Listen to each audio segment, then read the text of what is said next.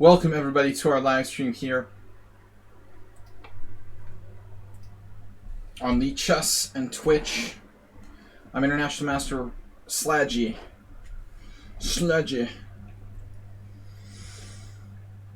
Asterbait, welcome. King Marcher, good to see you. We've got Move 11 with a resub. I want to just call out to Move 11 on behalf of his 50 months. 50 months.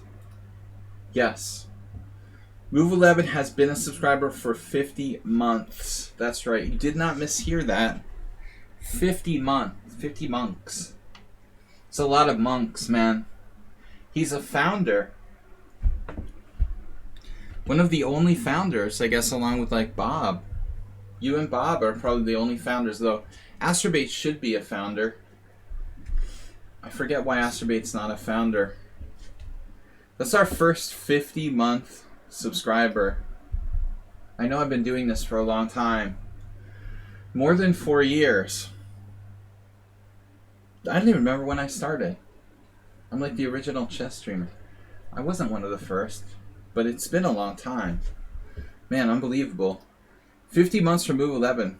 Guys, today is our subscriber stream. For you, the subscribers, I do game analysis. If you'd like to, please submit a game. Those subscribers who wish to submit a game, we ask you to submit them to Iobates. But if you can't do that, you can always send them to me. Iobates is here, aka Spectacular Camel. Asterbait started like 3 months late after I started having subscribers. I mean, I've been streaming for like a year before subscriptions started, I guess. I don't remember now. I wasn't collecting subscribers immediately. It's been so long ago though. I still can't believe it. It's so weird like how fast time goes. It doesn't seem like I've been doing this that long. Alright, so the first game is Mr. Slowhand, and I'm on game 2 for some reason. Maybe we should save it. The ambulance icon. Schieberspieler has an ambulance in subscriber emote, or subscriber badge. Hear the ambulance. We have great ambulance sounds here in Budapest. Great acoustics for ambulances in this particular city. So I like to memorialize that in my subscriber badges. I think the 2-month one is ambulance. Can't remember now. K's, hi there. Sean Pinto, also a subscriber. Who is Bradley Bloom again? Can anybody remind me? We've got a game from Bradley Bloom. Bradley Bloom. That's the 5th game in the list, and I couldn't remember. They submitted before a game last week, but I couldn't remember which subscriber Bradley Bloom was on the chat. 500 bits for 50 months. Mr. Slow, I was just waiting for you. Mr. Slow donated 500 bits on behalf of Move 11's 50-month subscribership. It's impressive. Mr. Slow's only been watching for like 2 years now. A little under 2 years. Thank you guys for supporting the stream. Asterbait with 500 bits. Answering Mr. Slow. It's a bit battle. Asterbait, thank you guys. You, Move 11, Mr. Slow. 3 very big supporters of the stream. So let's get started with Mr. Slow's game. One of my least favorite openings. C3 Sicilian. Move 11 is submitting a game. Okay. Send it to Iobates. And if you have any problem, let me know. You can do the Thursday command if you have any questions about submitting a game. But C3 Sicilian. Now, Mr. Slow, it's been a while, but don't you also have the capacity to play the C3 Sicilian? Alright, Iobates is adding games. Hype up. Mr. Sloan going for the hype train. He is our hype train commuter rail. We haven't had a hype train since I went away for my tournament, so it's been a little slow around here without the hype trains, and we only have one hype train commuter, Mr. Slowhand, trying to get the hype train started with a little help from Asterbait. Cooking Rooks hasn't been on much. We've got Sean Pinto's game added. Asterbait just gifted a tier 1 sub to King Marcher. Appreciate that. Very nice support here. I'm going to get me a beer. Maybe it will wake me up a little bit.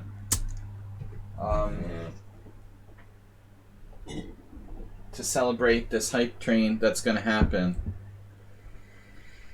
Now King Marcher has to ship some money.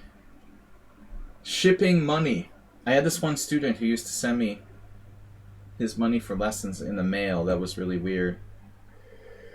He would put cash in an envelope and mail it to me. I thought, that's kind of risky, you know? But it worked, like, every single time. I wouldn't try that in Hungary, though. Maybe in the United States. Don't send me the money in an envelope by Hungarian post. Guys, huge support from Asterbait. Gifted the tier 1 to King Marcher. Asterbait another 500 bits. Move 11 gifted tier 1 sub to community to this new player KS001. King Marcher gifted tier 1 sub to community, and that went to Rocky Mountain Chess. Huge. The hype train is hard to get rolling, but once it gets rolling, huge support here on a Thursday. Mr. Slow with 1,000 bits. Where is the hype train? I think it's gonna come around the corner soon. We got 1,000 bits from Mr. Slow, who's up to 2,500 for the week. 10 viewers. We're just getting together. A little hype train here. Mr. Slow's games. Let's get it started. So Mr. Slow, no, this is move 11. That you guys tricked me. Bradley Bloom is here. Okay, Bradley Bloom. I wanted to ask you before we get started on the first game.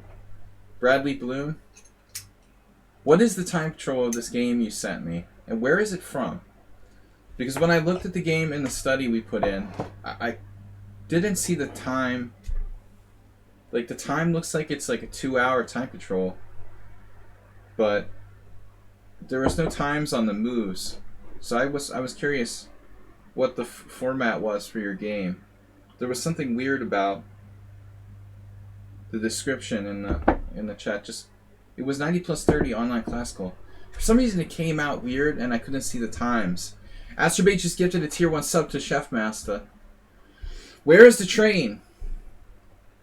Failed hype train attempt. I hope not. Where is the hype train? Maybe I need to put some... Okay, it was a chess.com game. That's why. Alright, I got it now. I understand.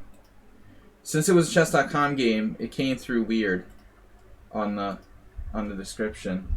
Understand. The hype train is sleeping. Thank you for trying. Alright, this is first game for today. We've got 2 additional games. Mr. Slowhand is black.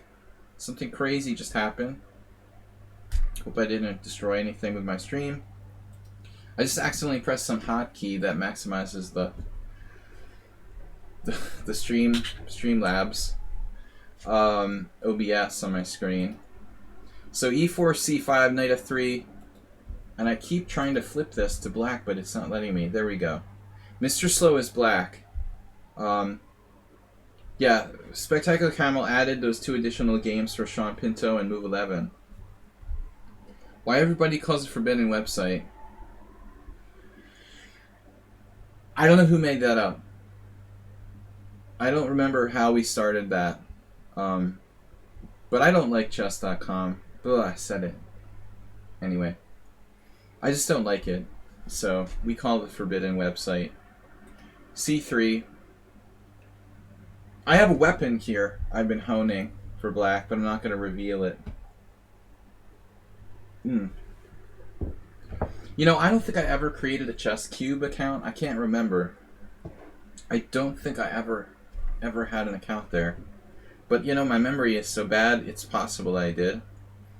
So d5, e5, queen d5. Now this knight on c6 is vulnerable to getting attacked by d4, d5. So I've got, wow, Astrobate with 1,000 bits, Mr. Slowhand with another 1,000. Man, if that doesn't start a hype train, I don't know what will. Astrobate just gifted a tier 1 sub to the community. 111 in the channel. Snuggles the Snail, congratulations. Where is that Snuggles the Snail? They're usually watching. Move 11, remember some chess history videos you made about Bishop F5 in this line. Shh. Shh. I'll be like Rudy Giuliani. Shh. Don't talk about the election. Giving away all my preparation. Move 11. I invented Bishop F5. But no one really knows that, because like I played in some obscure games and then quit chess for like 7 years. Came back and every grandmaster was playing like Bishop F5. This is some kind of weird sneaky move by the way. There was a player on the stream, that guy from Slovenia who got his account closed, who was doing this against me. Astrobate is so sad he sent 500 bits. Nobody's getting a hype train started. And it's hard to come up with something original. I mean, d4 is normal. Knight a3 is like a Sveshnikov line. I remember I lost to Boros Danish in like 8 moves in this line somehow. Falling for some kind of dumb cheapo. Knight a3 is a move. Although that's often played in like move 4 too. d4 is the main line, and then Bishop f5. I really like this. I mean, I was looking at this. Astrobate, thanks for another 500 bits. I don't know where the hype train is. This is kind of newish, you know. Back in 2011 or 2012, I played it for the first time. I played it in 2 games, one in First Saturday and one in Hungarian Team Championship, 2nd Division. Then I just didn't play hardly at all for a long time. Came back, and then, you know, back in 2016, and 5 years had gone by since I first played this, and then there's like 1 million games in the database. Like literally, Bishop f5 has 400 games. It had no games. Maybe like 2 games back in 2011. It became really trendy. There were like 2 games. One I remember distinctly was a Damaso game. The Portuguese Grandmaster. Yeah. Damaso, I think. But anyways, long story. Mr. Slow instead plays Bishop e2, Knight f6. Bishop e2 is weird. I mean, you can play e5 here. You know, this is like some kind of weird trap. Universitatea Cluj. Just subscribe for tier 1. As I told everybody, I'm going to Romania next week. Mr. Coffee in the house with 300 bits. Astrobate with another gift sub. Thranduil. And I can't read anything because I'm losing my vision. I need glasses. Is that Thranduil? 7-2. Astrobate with another 500 bits. Where the heck? In this game, c3 was played in the first 5 moves, therefore it ain't worth analyzing. Where the heck is the hype train? Did they disable hype trains? We tried so hard and there's no hype train. So e5 is the move that tries to bust this. Practically that's the best move. Interestingly, white has a good score after e5. I don't know. He's like trying to sneak in rook e1 really quick. But I think it's just in this case white doesn't really know what they're doing. I just don't think this is great. You know, you've got to be a little careful about your white squares. But objectively, this doesn't look correct for white. What's the idea? Knight f6, knight a3, and then black plays e4, but black doesn't have to play e4. I guess it's the best move. This is some weird line. Astrobate with another 500 bits. Can you analyze your game? Yeah, you have to submit it. You'll have to submit it to Ubades. Send game. Thursday command. Send game to Iobates on lichess. I don't get this for white. Like, what is white doing here? Miodrag Savage. Whatever. Bishop e2 ain't very good. Alright. So Mr. Slow just plays a natural move. And now, yeah, I mean, obviously White is playing the old Indian. How many games per minute? I do a maximum of 10.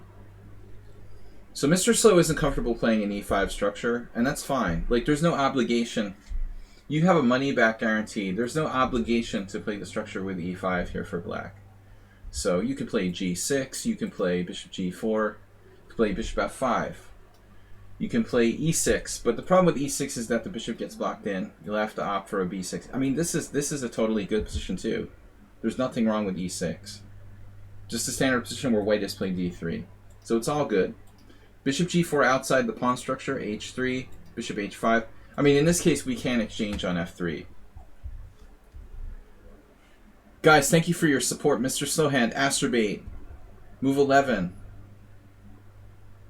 All of you, Mr. Coffee, for donating and trying to start a hype train. Don't forget, tomorrow we're back in the morning with Blitz. Sunday, Simul.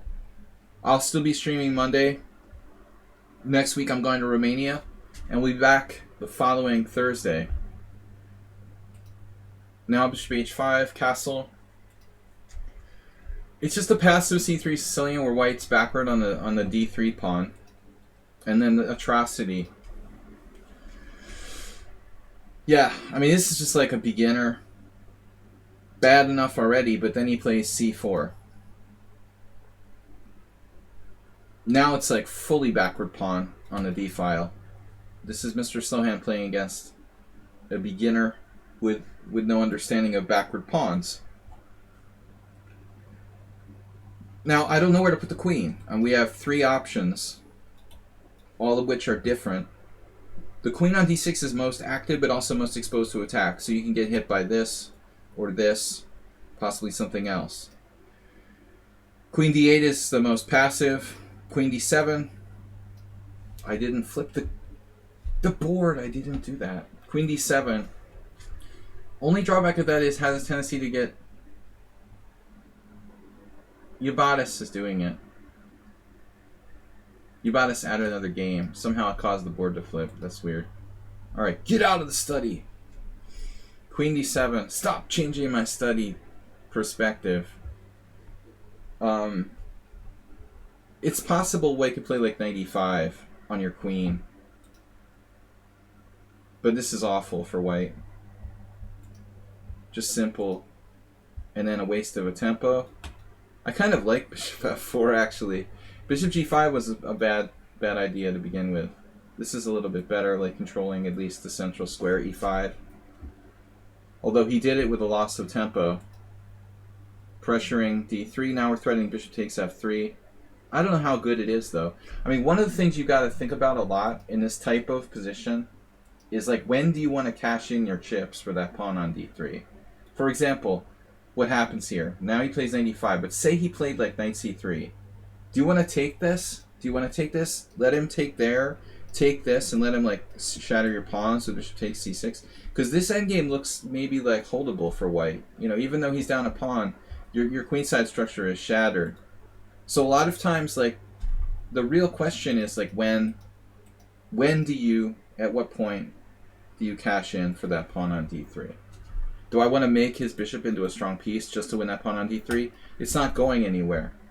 The threat is stronger than the execution. The backwardness of that pawn may be worth more than a pawn down.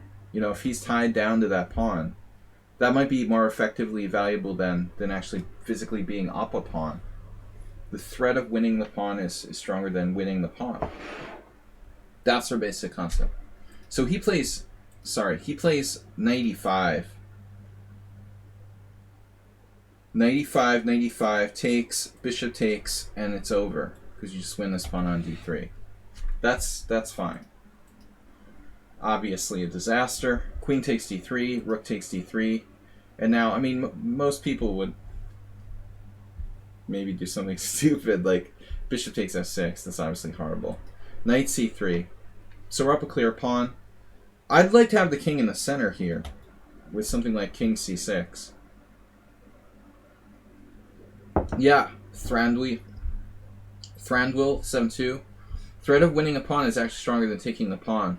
In many cases, it's like you've got this sort of built-up energy, and if you take the pawn, you release all that energy. In many cases, it's actually stronger not to take the pawn. Astrobate just gifted a tier 1 sub to Lauren JW _33. Astrobate, very generous today. He's up to 5 gift subs and 3,000 bits. Mr. Sloan with 3,000 bits today. Pawns aren't people. Sometimes taking the pawn also frees the opponent's pieces. Well, the bishop on f3, getting into the game in that kind of variation, if we give it up. Black has rid white of his worst piece here. That's what's happened. But I mean, we want to consider king d7, rook d1, rook d1, rook d1, king c6 as an option. Yeah, Miss Move 11 is quoting Jesse Cry, but I don't agree with Jesse Cry. Pawns are extremely important. In fact, with most players, they have no concept of how important they are. So I think Jesse's a philosopher, but I don't agree with his pawns aren't people. It can be misconstrued, and pawns are people too. That's what we say here. I beg to differentiate. Maybe putting the king on c6. This gets a little tricky, like knight b5. Maybe not a big deal, though. I imagine this is good. Knight a7, not recommended. So Mr. Slow could consider the ever-popular question whether you want to centralize your king in the endgame. But this is a very counterintuitive move. Castles is normal. And then I knew this guy was going to do this. They always do. Bishop takes f6 for no reason whatsoever. Somehow he thinks like his chances to draw the game are going to get better when he makes exchanges. But he's actually down a pawn. You're probably like making your chances of survival worse here by trading pieces. That pawn that black is up is a larger proportion of the remaining pieces on the board. Does that make sense? The less pieces we have on the board, the more one pawn matters. So that's one of the reasons why you don't want to trade pieces when you're down material. This is a big deal. Plus, he just gave away a good bishop for a not so great knight, and now, I mean, even this is like game over. Pawn takes with the idea of f5 is also extremely strong, but bishop takes clearly, given this diagonal. I mean, I think white might have knight e4 here. He might want to try that objectively. He definitely doesn't want to let his pawn structure get trashed. He's already down a pawn. So this looks like the only try. If bishop takes, rook b1, and we've got targets, dual targets, maybe there's still some small chance for white to survive. Although, objectively, I'm not sure if I would take that pawn on b2. I mean, maybe Mr. Slow would just come back, bide our time, and then prepare to double. Astrobate, thank you for your support today. I'm taking games from the subscribers and putting them in this study, and we're going to go up whatever we get, like up to 9-10 games today. I try to spend about 15 minutes per game. Sometimes I get a little carried away. Mr. Slow, huge supporter of the stream. This is his game. Anyway, rook d1, rook d8. Don't mess around. We don't mess around here. Now knight e4. I expected rook d1, but if rook d1, knight d1, bishop d4, it's bedtime for Bonzo. The knight is dominated and there's no way out. We win all king and pawn endgames. Pawn up clear. So then it's just a matter of f5, king f7, king f6. Trade the knight on any square it goes to, and any kind of king and pawn game should be a win. Or a clear pawn up in the king and pawn endgame. So that's totally over. Dominated. Thranduil 7-2 just gifted a tier 1 sub to Carnicero 7-9, a member of our community. So no rook d1 knight e4. This is a good try. Like White's trying to keep pieces on the board. I expect Mr. Slow to be careful here. But we don't really want like a rook endgame as much as, say, a minor piece endgame. So I would be a little reticent to let him trade this off. This is a solid move. Our bishop would be bad temporarily, but we'd be able to play f5. And we're still cruising. It's just temporary. Bishop e7 is good. This is also good. Taking on b2 may be less good, because after knight c5, it looks like we're losing b7. I don't really want to trade pawns. I want to trade people. So, masturbate with another 500 bits. It's a very rich stream today. We still can't get the hype train going. What does it have against me? The hype train is hiding.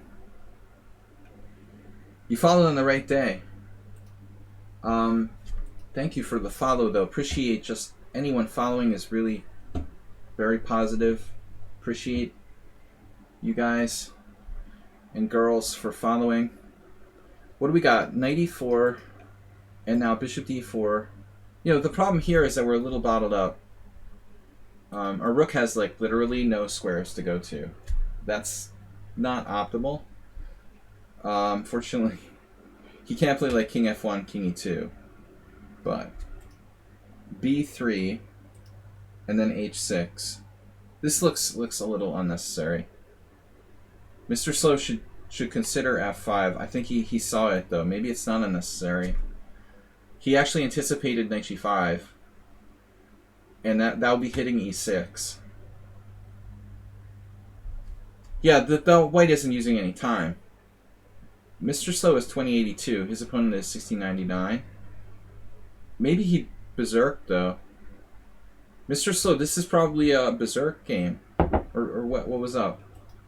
Yeah, he berserked. No, no, yes, yes. Okay, so this was classical tournament where Mr. Slow used half, or sacrificed half his time doing berserk. His opponent is playing too fast though. All right. Anyways. I'm getting a little claustrophobic about a rook, h6, taking away g5, threatening to win a piece. This is a nice move, because otherwise rook takes g3. And Mr. Slow can win a pawn with f5. Maybe not, knight d6. Yeah, this is not so clear. Because bishop f2, knight takes b7.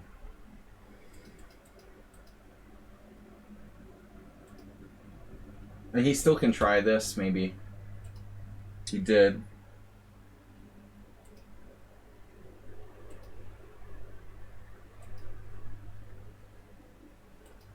No, so I don't like this pawn structure that much. But the knight is about to get trapped. It's got to get to d6 and b5. And it can't now. It feels like, what? The hype train is overrated. Always support the rank and file master community. Appreciate. Rank and file. Chess joke. King Marcher, also the time usage in case the 1699 opponent is not used to time control. I noticed this, like, all these people playing 30-minute chess like it was 1 minute. It's like this team arena with millions of players, and they just try, like, play 30-minute like it was 1-0.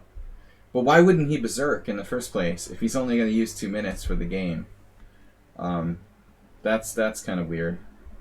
So now the knight is trapped, and we're going to walk over and grab it with king d7.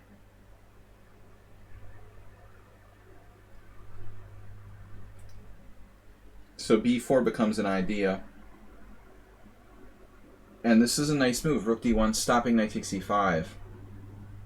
We can't really trap the knight with like rook a6. Or can we? It's not so easy to trap it with rook a6. We do have rook a3, though. This is a strong move. Apparently. Or not. Wow. Maybe not. So black has to be really thoughtful here. We can't cross over because of knight takes c5. I think you probably have a strong move here. Just e5.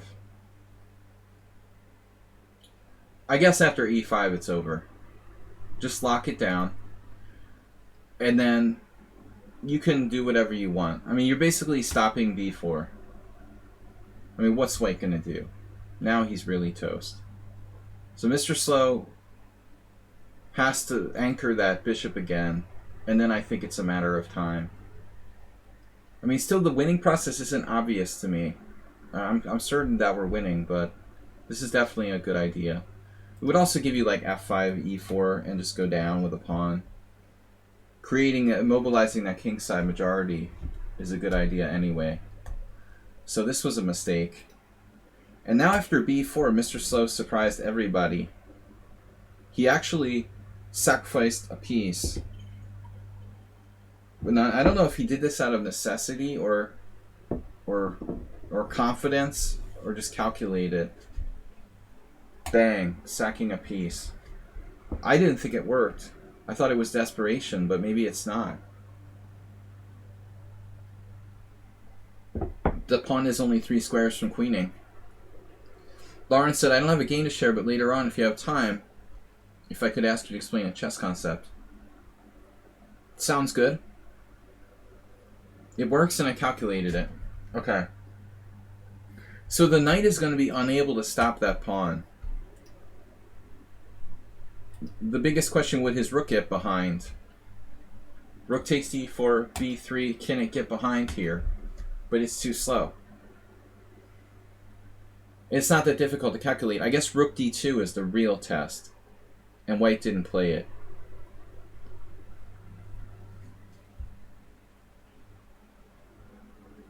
So all the variations we can eliminate, you know, c5, push, rook b4, check, and we win a rook. Rook d3, whatever, check and push, and we win a rook. Rook d1, b2, followed by rook a1, and we win. So the only one that looks tricky is b3, rook d2, when you'd have to play rook a2, taking over the 7th rank, and then forcing him to one of the other squares that doesn't work. It's funny, but there's no apparent defense. I don't see any other ideas. So it's a nice win. A heads-up decision by Mr. Slow. I also didn't realize how strong it was. I thought he made a mistake by allowing b4. And how much time did you spend on that? 2 minutes. So he thought this through. See, a strong player wouldn't even consider it. Alright. If that's the case, then my e5 isn't even necessary. Then e5 is... rook a3 is just as good.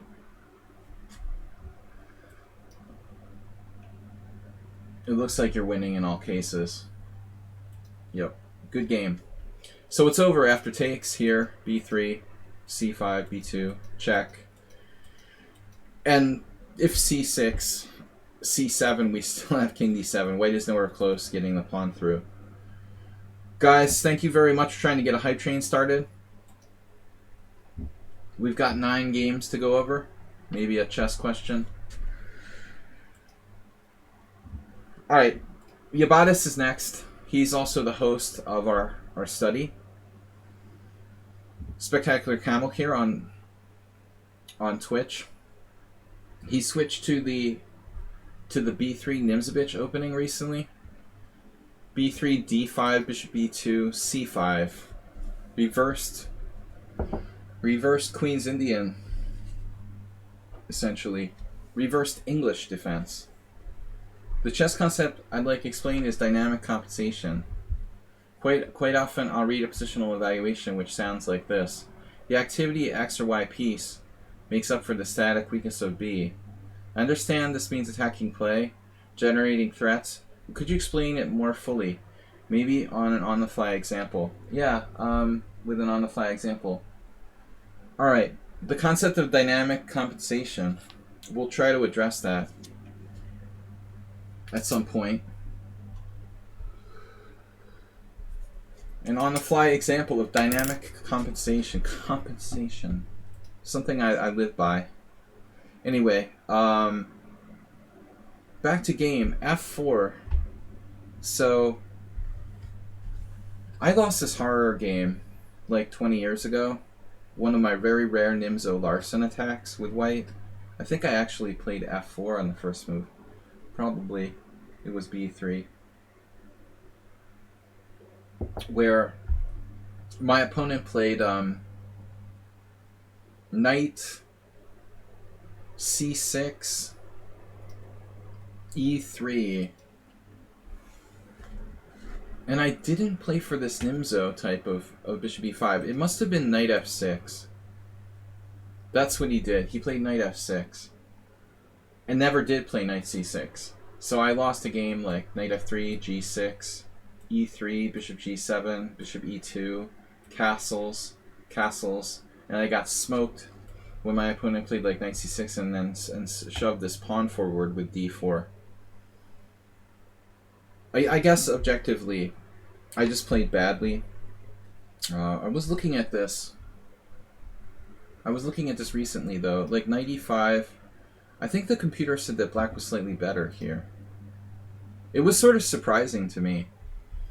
If we look at this main line in Nimzo Larsen, you would think like it's a Queen's Indian with an extra move for white. He's probably okay, but it's actually concerning. Black is slightly better, according to the engine. Not really sure what answer we have to that. But objectively, the bird's opening is risky. I think that most people not willing to play the Yabatis f4. Alright, something more conservative with e3. f4 is risky, going into a bird. Now knight c6, however, I'm on board with e3, bishop e5. You know, but again, even on e3, black could play a6, like a reversed English defense. Yabatis plays knight f3.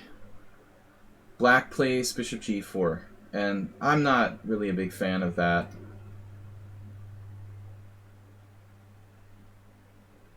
Yeah, this is the normal way for white to play. The e3, bishop e5 plan. No, I think that's number one move. On knight f3, maybe black should just play knight f6. Not maybe, but I mean definitely. We have to make a decision now. You know, do you want to play e3 or g3? You can play some kind of weird double fianchetto for white. Maybe that's what a really strong player would play. I mean, I saw like Shabalov play the black side of the English defense, and he used to go for stuff like this with a double fianchetto when given the option. Again, on e3, black will probably play a6 and stop that bishop b5. Although he doesn't have to. I mean, you can play like g6, bishop b5, and then like boring sort of moves like bishop d7, whatever. There's a lot of different options. But bishop g4, I don't know. Not my favorite move. e3, and now knight f6, h3. Yabatis calls this the ice bear after Heinrich Danielson. His countryman playing a lot of birds openings. Bishop f3, queen f3, and now black needs to develop the pieces. So e6, queen c7, g6, something rational, right? What else is there? No. Like knight e4, where are we going? This doesn't have any queen h4. This is a very, very strange move. We were going to come back to d6. I assumed this would be dropping a pawn. So it's just busted. Yeah. Knight e4 is just a blunder. he has to go back, and then white got to play this constructed move for free. To be clear, the proper ice bear is without b3. Ah. So ice bear, so it's another kind of polar animal, maybe. It's a reindeer, or something like that. The woolly mammoth. We'll call it the mammoth. Mammoth in Hungarian. Bird needs a new name. Yeah, poor bird. A lot of people call it the bird, but it's what? Birds apostrophe S. Birds. G4. Passive. Very passive move. Undermining, this makes sense. You're undermining the control of the long diagonal. Cheesemate, welcome. Heine Nielsen calls the Leningrad bird the polar bear. Yeah, well, they're countrymen, so I'm sure Heinrich Danielson and Heine Nielsen compare notes on the bird all the time. The birds. The bird's the word. Named after Henry Bird. Alright, English master. So anyway, e6, knight d2, balanced development. It's kind of like a Nimzo Queen's Indian hybrid. I love this diagonal and the potential for our white squares. But now black plays bishop d6, apparently thinking about like e5. But again, if you lose control of the white squares, it's over. The minute he tries to play e5, he's going to get blasted on the white square diagonal. So this can't really happen. He has no control of those white squares. Some weird moves for black? Sure, you can play f4, knight h6. And now e4. I don't know, this looks a little weird. I'm worried about the d4 square. But you are threatening to win a piece. It's true. He can't do this. Maybe it's not bad. There's a concrete threat of e5. So black probably has to think about bishop c7. Maybe he wasn't planning on that. Yeah, this looks serious. So he takes, and naturally I would very seriously consider knight takes. Played at the North Pole. Of course, Astrobate believes in Santa Claus. Why not? Knight takes e4. What openings does Santa Claus play? D takes e4. Knight takes e4. Or pawn takes e4. Generally, I don't like taking with the knight, because it trades pieces. But I mean, still, like, white's position looks so dominant here. Knight e4, pawn e4. There's a problem with this, though. This would cause us to take a timeout. If black could just, like, bottle up the dark squares. There's also this. Yeah, actually, come to think of it, there's that queen h4 right away. So that's an annoying move. Whoa, that sort of ruins our day. Oh no. So I found a hole. After knight e4, you have knight e4 and the queen h4. So this is definitely the better move. Hands down, no question. You can't be allowing queen h4. Good choice. Now bishop c7. Yeah, it looks like g5 is just winning. He has another game in a similar position where he failed to play g5.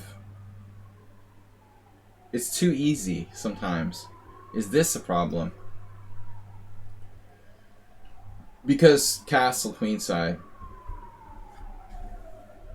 It looks really good. There's our ambulance. Welcome to Hungary.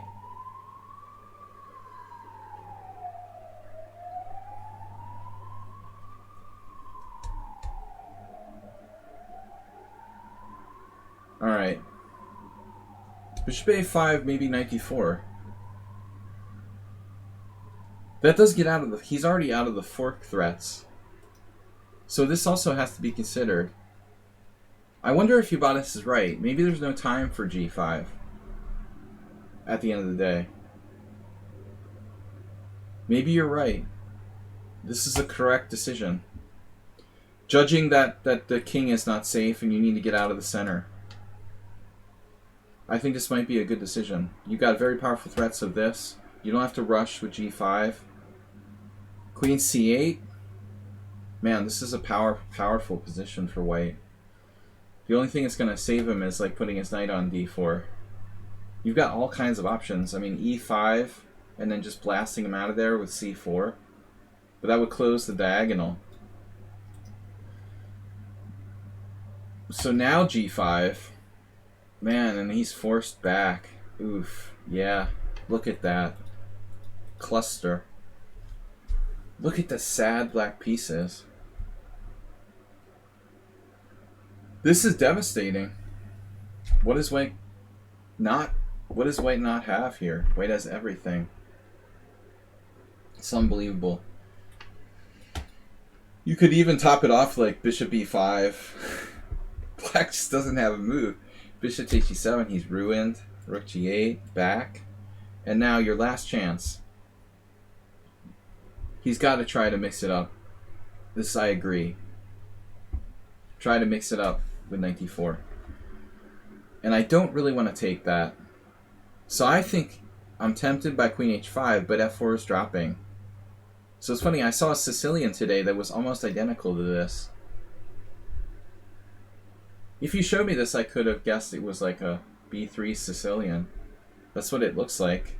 c5 pawn, b3, white's played e4, d4, castle queenside. Perfect game. Now bishop b6. Yeah, that's not happening. That's not happening. This is happening. And then white has like c3. Ooh, it's like he's just positionally trashed. Black is just positionally trashed. Crushed. Nice bishop on b6. Formerly known as a pawn. Now we got to think about how to continue here. I mean, it's very tempting to just smash him structurally or spatially with e5 and bishop g2 and the long diagonal. I would just like clamp down. Seriously. It's unbelievable. Strong. So this check, I'm not sure it really does anything, you know? I think you're probably making a slight inaccuracy now. Just push it to e5 and go for this, and he's done. I understand, though. You're checking and you're taking away his right to castle. Maybe just go back, you know? Just go back. Don't give him any counterplay.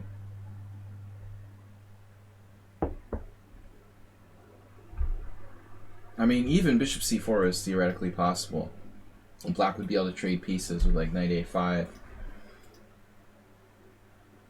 So you don't care. You don't fear the c4. Coming to get him. Opening up the lines. Yeah, I mean, obviously he should try at least this.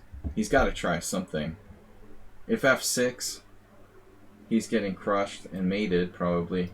This becomes an option, like queen h4 going here. It's difficult to watch. You might want to cover your eyes for the rest of this. Knight e5, f e6, and then c4. Oh, that was kind of slow. Queen h4. This is dropping. Brutal game. You could play anything. Bishop e2. You control everything. This is not a good game. I like this. 2 queens. And then e5. Yeah, really. Very devastating. Alright, just a positional game by white. You know, I mean, really, really powerful display by Yabades. He's capable of master level, like, positional devastation. It's his tactics that can be a little sketchy sometimes. He falls asleep, drops pieces. But when he plays his best game, it looks very impressive. Alright, Astrobate is up next. This is Betcom, whatever. So Cheesemate, thanks for being a subscriber. Guys, people, we have what, 8 games in the list plus a question. All right, what is dynamic compensation? I have to think about that. What's the best example as we're going through these games? Maybe we can find an example in the games of dynamic compensation. It's a very common concept. I mean, dynamic compensation is a general concept. It's about, obviously the concept of static and dynamic, time-based advantage versus long-term not time-based advantage. If I was to talk about dynamic compensation, like a Morphy style pawn sacrifice would be good. So we would say, like, the Morphy game against Adolf Anderssen, there was one. I'm just going through this game on Astorbate's game here. But if you take from their match, Morphy versus Adolf Anderssen, I'm thinking about the move order here exactly. I don't remember. I think knight c3, queen a5, knight f3, e5, d4, bishop b4, pawn takes e5. See, like this position where white is slightly better developmentally. We've got 2 pieces developed. Black has 2 pieces developed, but it's white to move. We have 1 tempo of time, one unit of time, 1 tempo advantage in terms of development. Morphy takes this pawn on e5 and then sacrifices. This is the wrong position, actually. I must have been wrong. It was this, here, bishop e4. I've got to remember this properly. This is the right position? No, it's queen takes e5 check, bishop e2, bishop e4, and then, okay, white to play. Black's kind of crazy to play the Scandinavian in the first place. I mean, if you talk about an opening where you're bringing your queen out early, despite the fact that it's going to get kicked around and lose time, Black is behind on time to begin with, and now he's bringing his queen, going to get attacked. Queen takes d5, knight c3 here, knight f3, e5, d4, bishop b4. That's the wrong variation. So we're actually saying d4, e5 takes, queen takes e5 check, bishop e2, bishop e4, knight f3. We talk about dynamic compensation. This is an example. Bishop takes c3, b takes c, queen takes c3 check, bishop d2. I had this exact game against the master 20 years ago. I'm constantly saying that because all my games were 20 years ago. But if you look at this position, this is actually Morphy versus Anderssen. Same exact game. I think after knight c6, castle, Black played knight e7 instead of either knight e7 or knight f6. I can't remember. It was a knight move. And Morphy played like rook b5. I don't know. Maybe it was knight e7, but let's say rook b5. This is an example of dynamic compensation. I mean, white is down a pawn.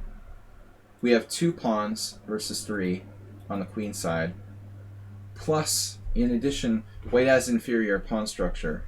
So from the static perspective, white is down a pawn plus has inferior structure. That's like 2 advantages for black. But on the plus side, we have 1, 2, 3, 4 pieces developed. The black queen is getting kicked around. The black king is still in the center of the board. So we have a lot of mobility. The rook is very mobile on the 5th rank. And Morphy just like trashed Anderssen. I also crushed my opponent, who was like a 2200. I think my opponent may have played knight f6. I can't remember which move it was. But I mean, I feel like this This is a question of this position here, where we're deciding to sacrifice a pawn in this position. Most people played bishop d2, but Morphy didn't like... He didn't like being restricted with his bishops on these passive squares. Already this one's on e2. Now the bishop on d2, getting in the way of my queen. Could a synonym of dynamic compensation be initiative, opportunity for an attack? Initiative means that you have control of the game. You're controlling the tempo of the game. And I think, most times when you have dynamic compensation, you're going to have the initiative. I'm not sure they're necessarily synonyms for each other, but I think they do go hand in hand. Most times you're like up a pawn, and the other player has dynamic compensation.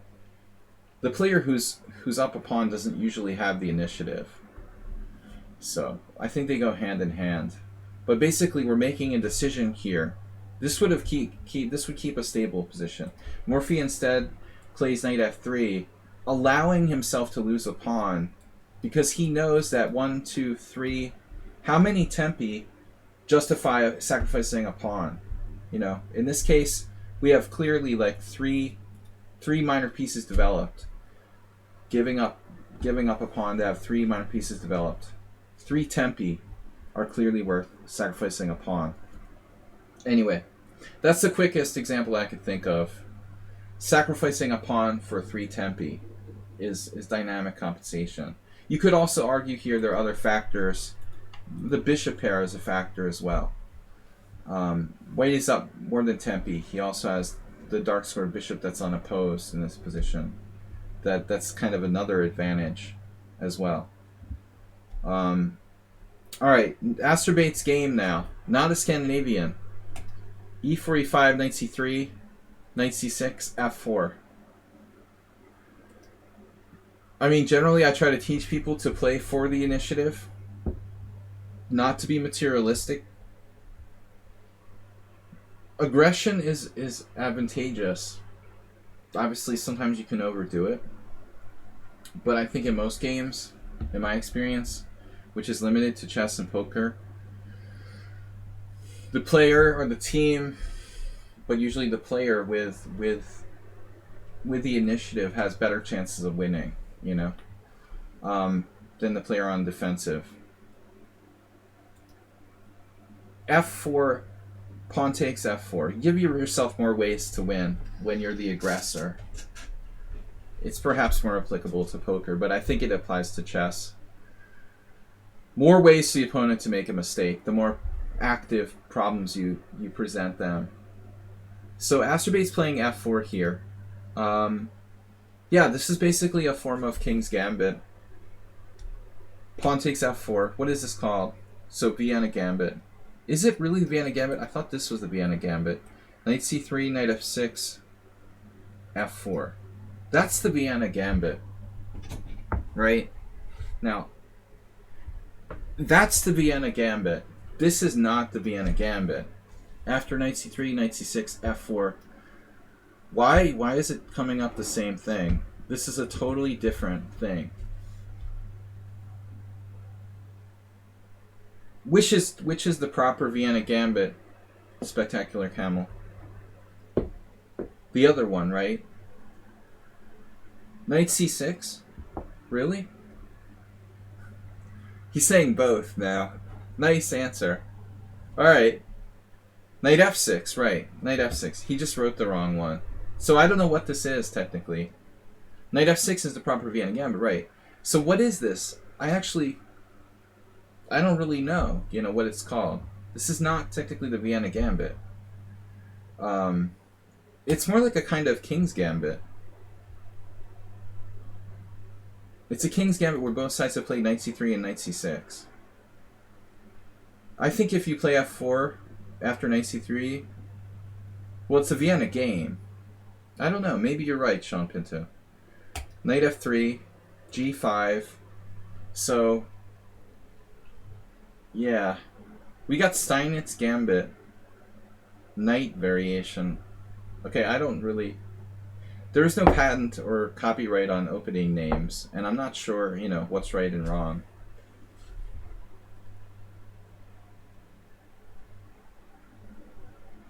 It's similar to the King's Gambit. Aspirate has another game in this variation. So it looks like you're supposed to play d4. On g4 you sacrifice a piece with bishop c4.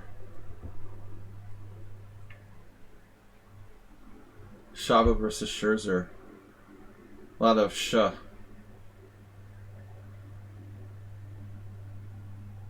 G takes f3.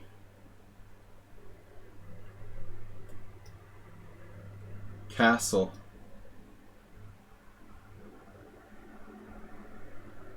Mark Seidlin is an old Soviet-era grandmaster.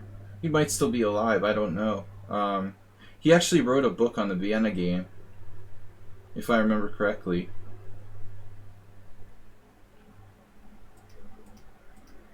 So I think... I'm no expert. This actually looks... You got Peter Heine Nielsen playing this with white. Yabata-san, I notice he always plays weird openings, but that seems kind of strange.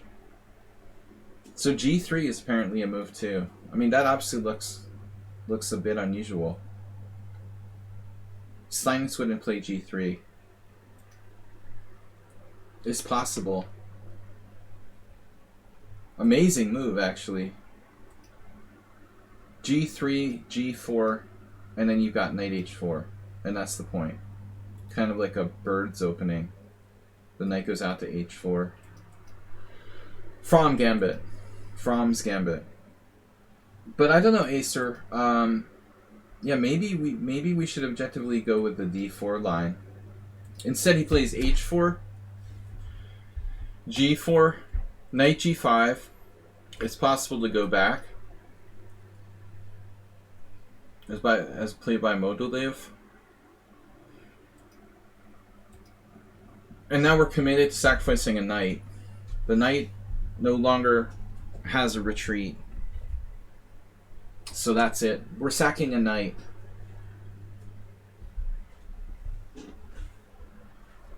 The question is, does white have enough compensation? h6, knight f7, king f7, check. And this is apparently a mistake. So we researched this a little bit. And white is supposed to play d4. And white has interesting chances. Basically, the black king can go to g7. Once he plays d5, the g4 pawn is protected, and the black king will be safe on g7. So if d4, it is possible to play d5. I don't know what's going on. I mean, this is protected now.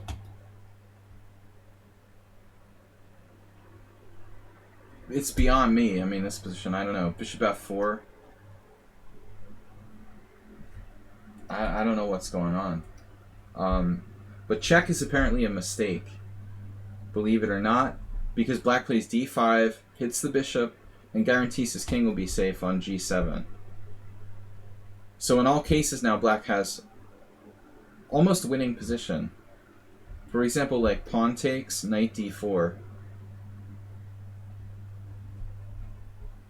Yeah, I mean, Magnus has experimented with the King's Gambit, so that could be it could be something he shared with Heine Nielsen. From my perspective, to me, like, neither of them seem like King's Gambit style players. It's a phase Magnus went through, I guess.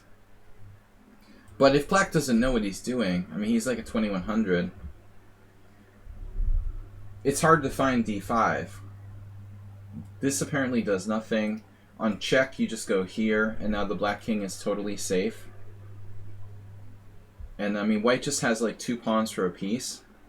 Not even 2 pawns, he has 1 pawn for a piece. Even if he gets the pawn on f4, he'll then have two pawns for a piece.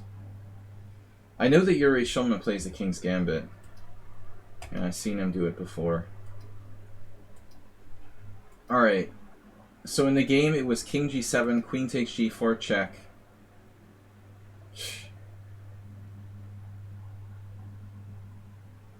And obviously if you go here, you're getting, what is it? some kind of mating net. King f6, queen f5, king e7, queen f7. There has to be a mate here. Knight b5.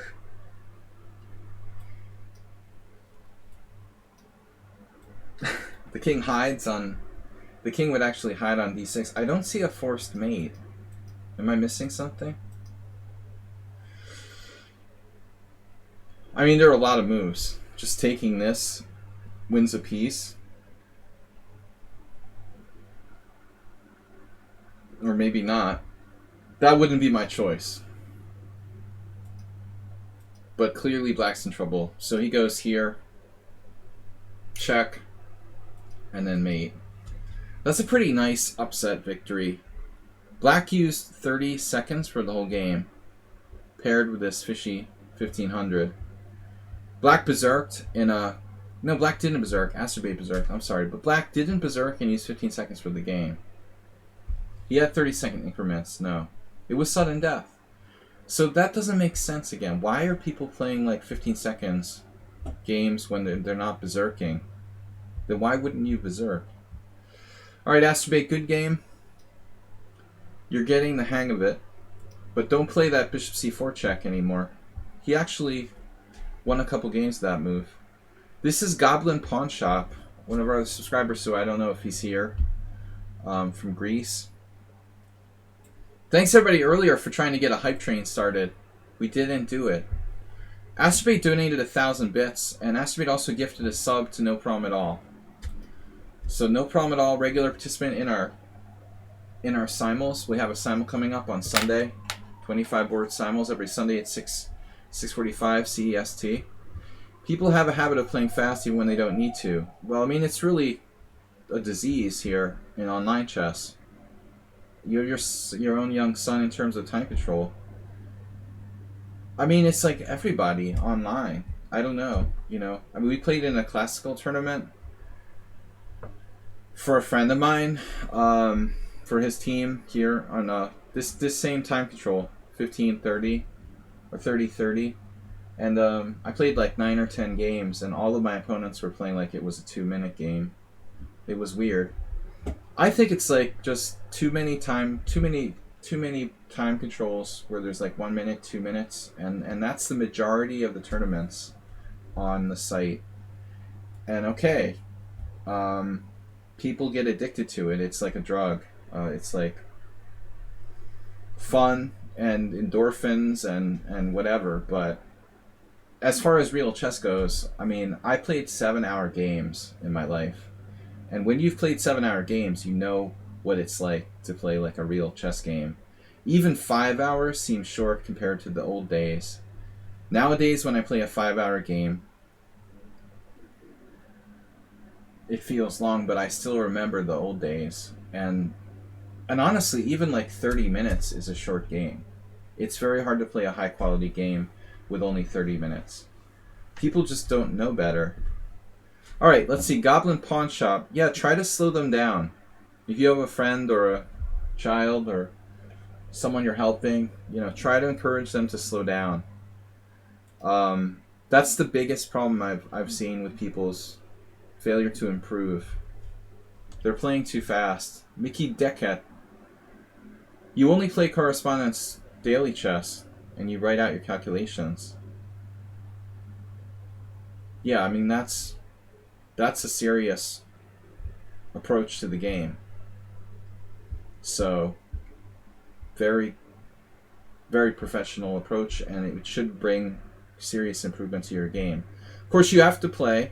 That's the number one thing. It's not enough just to study. You have to practically play. I'm not sure that correspondence games are good enough. They definitely help, but you probably need to do a combination of correspondence games and games where you're also playing all the game in one session. They're not quite the same.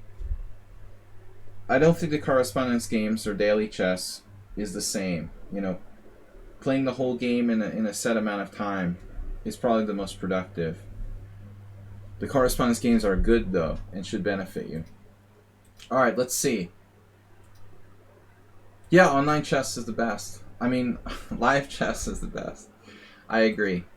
Bishop b4, bishop d2. This is supposed to be from Black's perspective. So yeah, I don't know what this move's even called. It doesn't have a name. It was played, it's passive.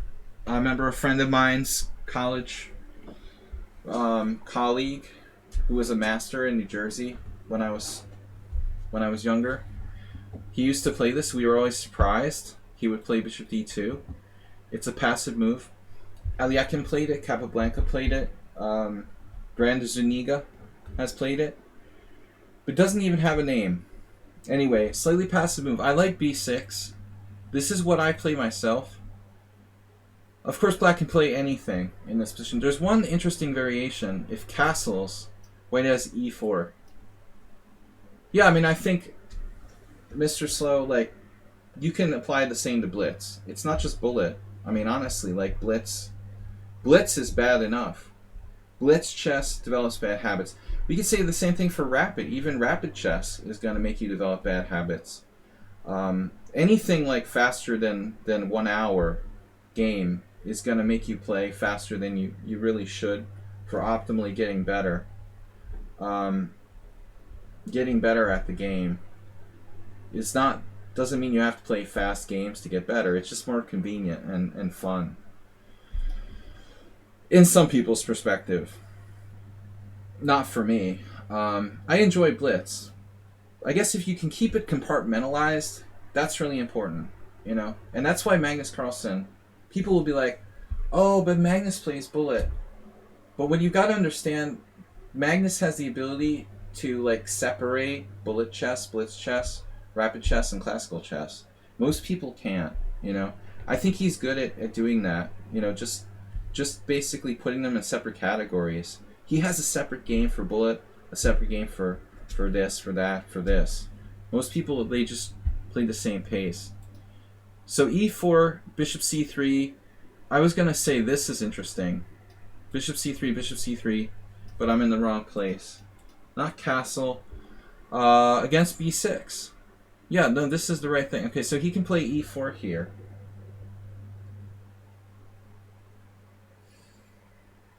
This is an interesting try. I had a blitz game. The only thing that gives me pause when I play b6. So you see Gulko actually played this. Granda Zuniga actually played this. And this Rien Stern. Do you pronounce it Rene or Rien? From Germany. That guy has against. So 3 grandmasters have played this. 4 grandmasters have played this with white. This is one problem with b6. After bishop takes c3, knight takes c4, the idea is queen g4. I had a blitz game where it was like knight takes c3 and my opponent took back on c3, and I did like the sort of like, palm to the forehead. My opponent here literally like played b takes c in a blitz game. I was like, what are you doing? The entire idea is to play, queen takes g7, like in a French.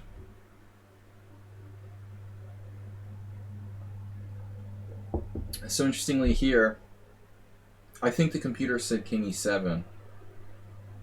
It's possible to play something like queen g8 and trade queens. B takes c, queen g8. Ole Jacobsen versus Kurt Hansen. Danish for Yabatis. Some Danish masters. So that's something to think about. Maybe there's another way to play. I guess castles is the safest then. Not allowing e4.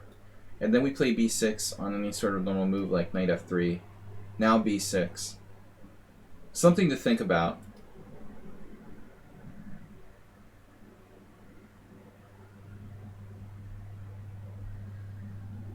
Yeah, I mean, Botvinnik was big on analyzing your own games, Lauren, and I think that's the place where correspondence could really give the ability to take the time between your moves, and think about your game. You can take a lot away from it.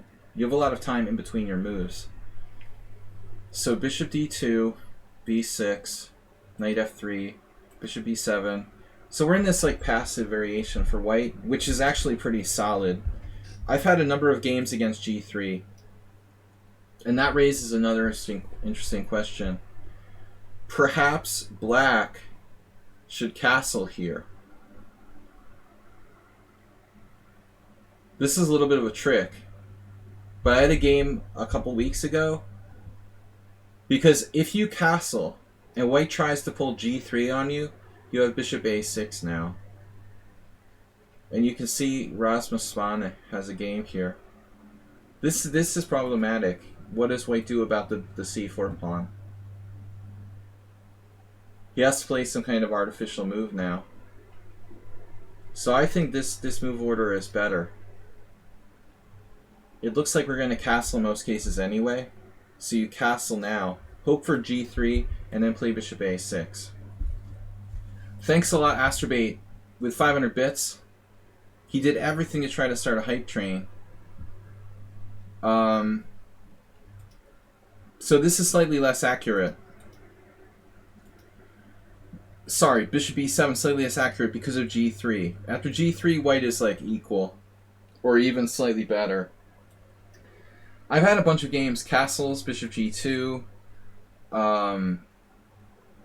d6, castle, knight on bd7, something to this effect. But white is slightly better. That's not so easy to deal with. I don't know about bishop takes f3. I would assume that this might be a feasible decision for black. I'm not sure exactly what we do. Do we do like c6 and d5 or something after that?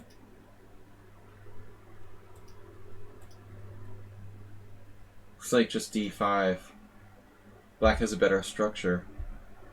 Hare Krishna. So that's also possible. Alright. Next time you play Schieber Spieler, because I think he plays this with white. But e3 is solid. It's pretty dry. Bishop d3. Yeah, now the big moment of truth. I don't really like d5. When you play d5, I think you're transposing to something like the Queen's Indian e3 variation. Well, maybe we're playing that anyway, but I mean, for me, it's more like a Nimzo. So, even though it's the most common move here, I'm not sure I really like d5 that much. It's okay. But what about d6? I think I like this better. We play in Nimzovich style. We're going to trade the knight on c3, play knight on bd7, and play for e5 probably.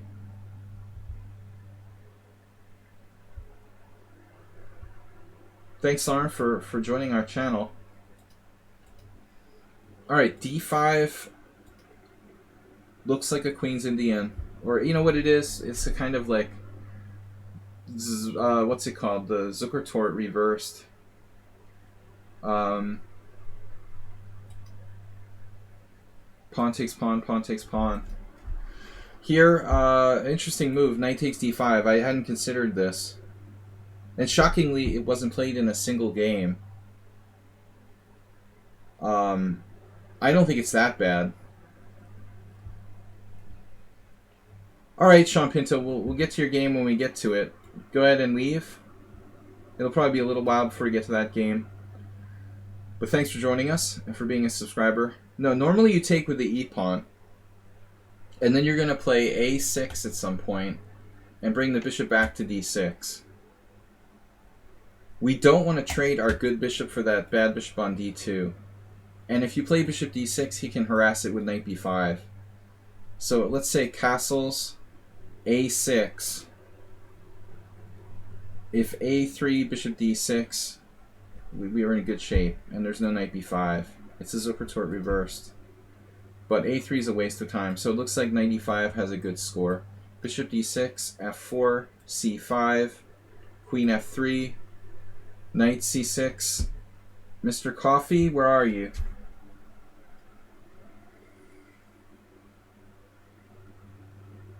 It's a kind of stonewall attack for white. This looks like your alley.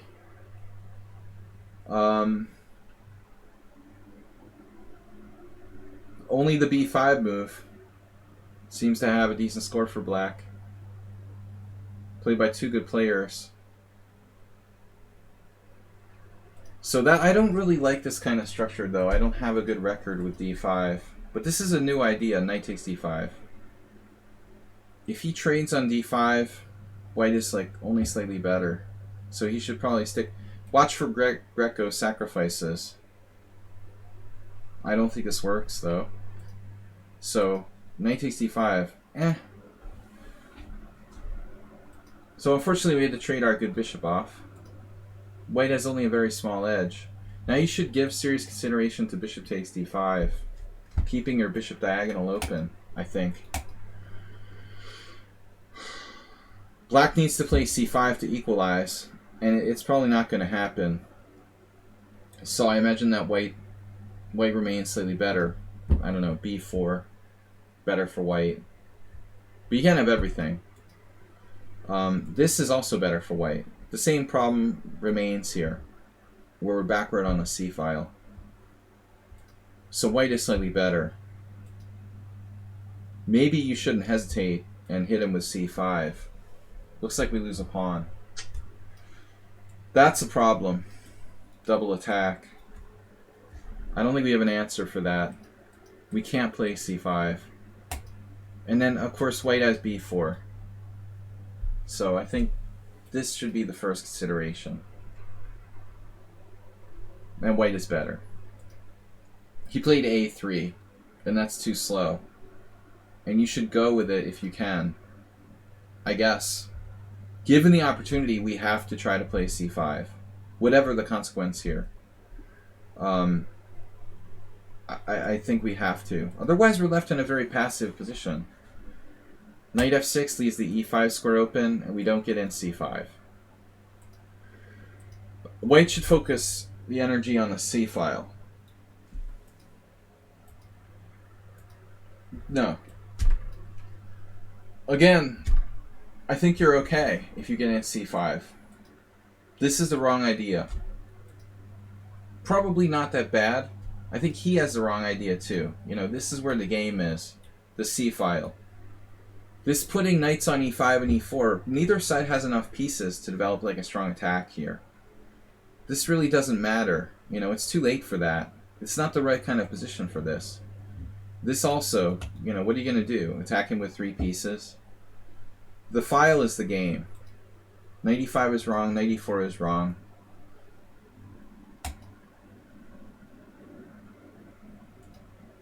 This is a very dangerous diagonal. I don't like it. And now you don't have time for c5. So I'm having a hard time figuring out what we should do. Queen e7. I'm saying you don't have time for c5, but maybe you do. Maybe you do. Maybe you still have this. It just looks like some weaknesses are in the house. This is hanging. There's tactics, right? Bishop takes, but it's not that clear. You know, maybe black's okay here. A lot of weaknesses, but it's still defensible. And the bishop could end up being alright. So I think need to strive for c5. But I mean, white ended up giving up his white square bishop for that knight on e4. I think, again, this is where he should be focusing his energy.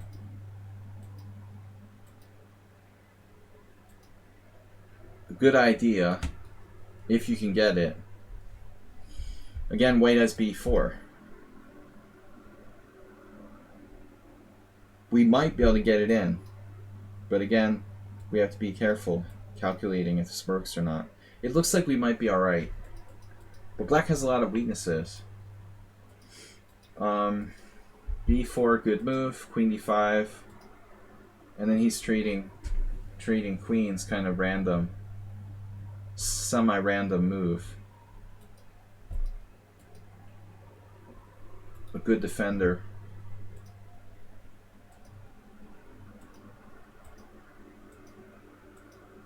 Okay, now Now you need to find good chess. Good chess moves. It looks like it's probably drawn. I mean, objectively, white is better, but maybe not enough to win. So king f8, or possibly... Yeah, I mean, I assume king f8. Maybe you should trade rooks while you can, I don't know. But it looks like trade the bad bishop while you can. I don't know if we can hold it, though. It's probably a draw. It's very close, though. I mean, this rook's trying to invade here. I guess king f7. What's the evaluation? It's not quite winning for white. White is better, but you can hold here. You know, I think you ought to consider like giving up your bishop for that knight while you can.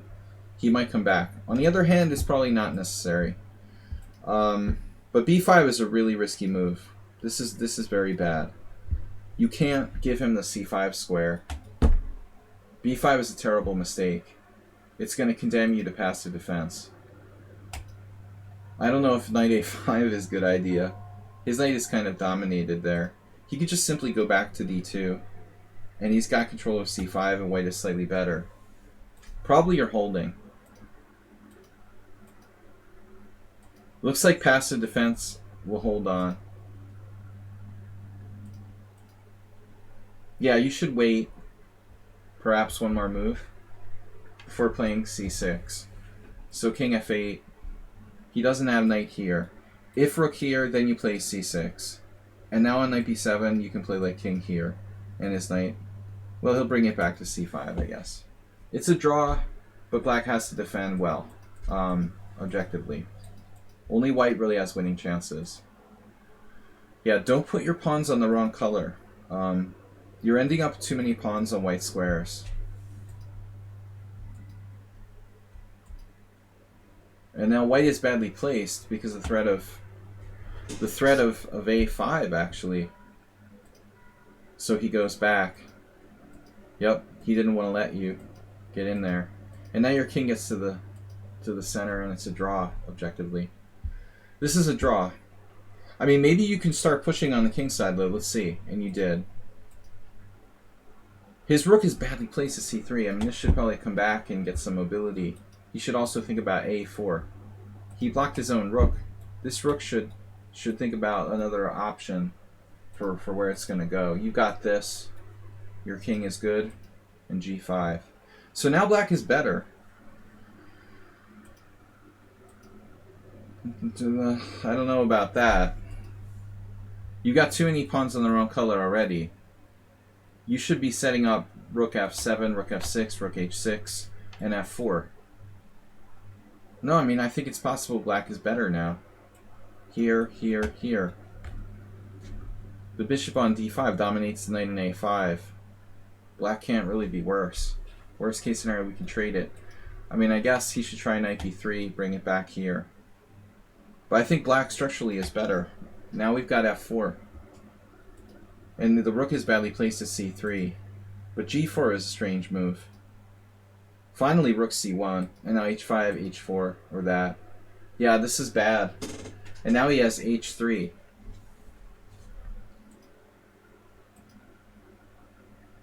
Man, you made it tough for yourself by playing g4. And maybe you should just play like rook h7 and start praying that you can hold a draw. I don't know what to do. You've left yourself with no breaks. Well, you still have h4. Oh my gosh. What about h4? What does he do? If h3, you take on g3. Man, you have all kinds of interesting moves here. Like rook h7. This is the best line. Check this out. Rook h7. Pawn takes g4, pawn takes g3. Hanging your rook. And then on rook takes h7, g2. What does white do? Like, good luck stopping that pawn. There's a lot of interesting stuff here. It's not too late for you to get some chances over there. He does have a move there, though. There's like knight b7 check. I don't think it's good enough, though. Here. Check. King f6. And white is lost. That's messed up. Anyway. Sorry, I clicked away from the position. So in the game, you just keep going with h4. Let's see what's happening. Yeah, better for black. Winning for black after h3. Wow. So you can actually beat him to the punch here. Amazingly. Almost an FM. Chick Chidley. I'm good. I'm getting kind of weary tonight. My stamina has not been at what it is normally last couple days. I don't know. We need to stay awake somehow. So this is cool. You missed that. This is bad. Now white's better. Nice idea though. Rook f7. Wow. Yeah, but white has knight b7 harassing you. This could be annoying in there. Objectively, it doesn't look like black can win. I thought you were going to play f takes. This is a weird endgame. Now white is seriously better. I thought everything I think is wrong. I thought you were going to trade rooks. You might have f4. Just want to point this out. I mean, there's some variations where this might actually work. But not here. He just takes with the e pawn. You did it? No. So the game is king d7. Yeah, this is ugly. This is very ugly.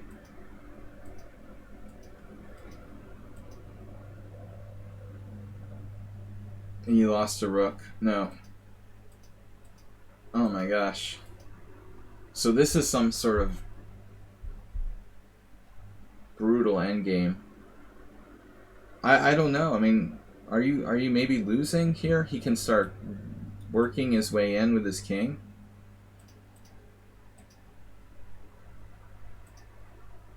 I have no idea. My gut instinct is that it's a draw, but every single pawn's on the wrong color.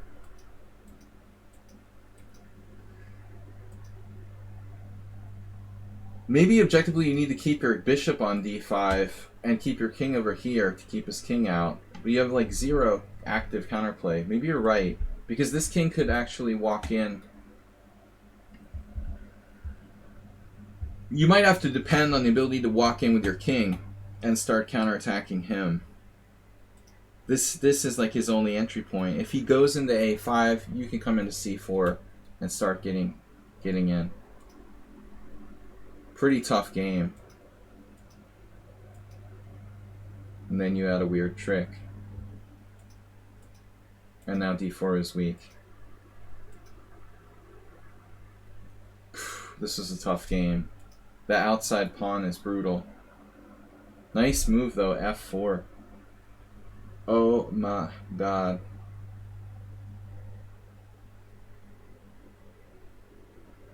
White really tried everything to win. But objectively, I can't believe he's like losing here. He's still probably holding on after like 95, right? No, it's lost. Wow. He has to find 97 check. Even this is losing. So there's no saving move for white. Wow. f4 just wins.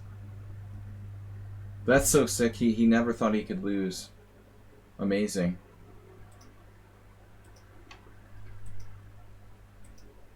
Beautiful breakthrough. d5, of course. King takes. He cannot stop the pawns. And he can't stop this one. Very nice endgame win out of nowhere.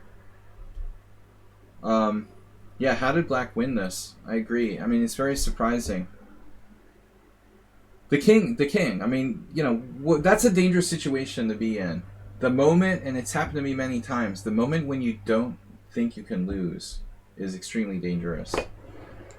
And a lot of times it goes in your head like subconsciously. You don't even realize that you don't think you can lose. It's just there, you know.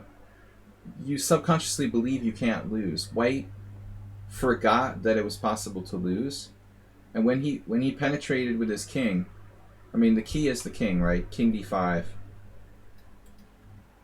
When we see the king get to d5, I asked, should he put the bishop on d5 or the king? This is the key. White has no losing chances here until he does.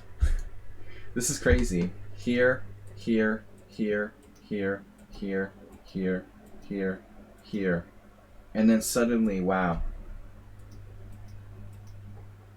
So it all happens with c5, the move that came out of the blue.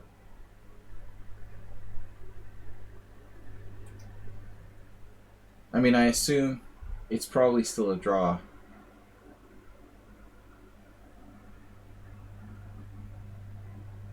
King c3. I imagine this is a draw, right? Maybe white's still better, actually. After king c3, what do? Keep the tension.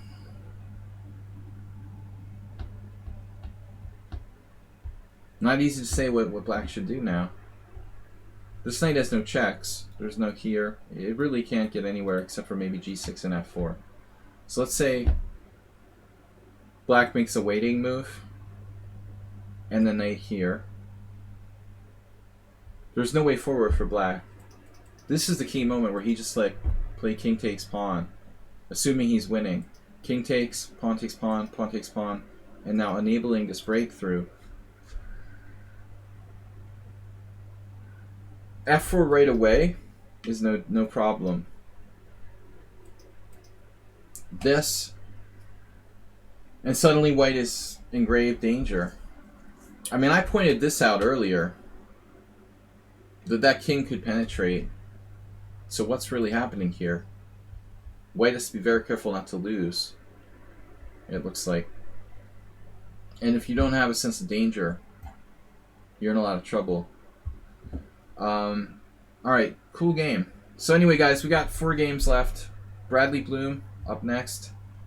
Thanks to Astrobate and all of you, Mr. Slowhand, Move11, Mr. Coffee, everyone who donated to support the stream. Astrobate, Mr. Slow, WJ was the other day.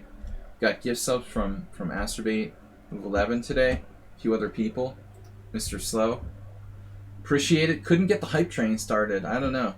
This is Bradley Bloom playing a game on the Evil Chess site. It was long time control, right? Game, or 90 moves in 30 minutes. Like I don't know why it came out like 154 on this conversion. So Bradley Bloom is black. Subscriber to the stream here. e4, e5, knight f3, knight c6, bishop c4, bishop c5, b4, Evans Gambit, bishop takes b4, c3, and now bishop e7. So I am no expert, but I like this bishop a5 line, the d4, d6. I mean, this seems like the best top players have worked out in recent times. This line with queen b3, queen d7. If you ask me my preference, this would be the variation I would recommend for black. But bishop e7 has a long history. All right, d4. Black to play here. I mean, white is trying to take over the center. Dynamic initiative, or dynamic compensation for the sacrificed pawn. It's funny, like knight a5 is black's main move. It looks absolutely, it looks absolutely against every principle in the world. Totally insane looking move. Off to the side of the board. White basically dominates control of the center. So, I mean, white has to have compensation here, in my opinion. Even if the computer doesn't say. I don't care, you know. Whatever, I don't care. Practically, even if the engine says black is slightly better, in a practical game, I like white. Bishop takes f7 is not gonna be played. Alright, now anyway. So I'm out of my book, theoretically, and I don't like knight on a5.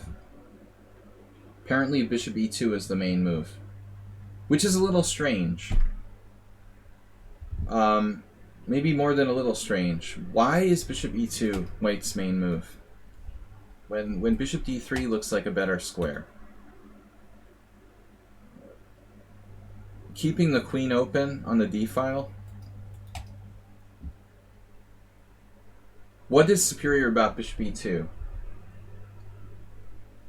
versus bishop d3? I would think like white would want to have this bishop on d3 where it secures the pawn on e4.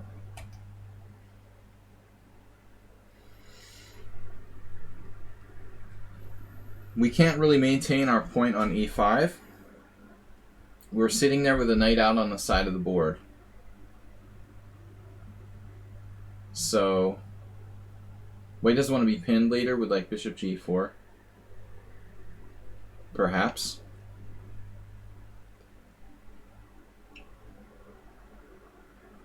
I mean, I don't know. Is there some variation where we're playing like queen d3? I would hands down play bishop d3 here. No question. If you showed me this position and I don't know the theory. So maybe you're right. d6. The premise is that if white doesn't do something, he's down a pawn, I guess. And Mickey Dickett is saying like maybe he doesn't want to get pinned by bishop g4 later on. So eventually white is going to be down a pawn and that bishop will come to g4. I still feel like it's going to be a while before that happens. What's so great about bishop e2 anyway? Why is that such a great square? You're not going to get pinned. So d6. Queen a4 check. Forcing this very awkward move by black. c6.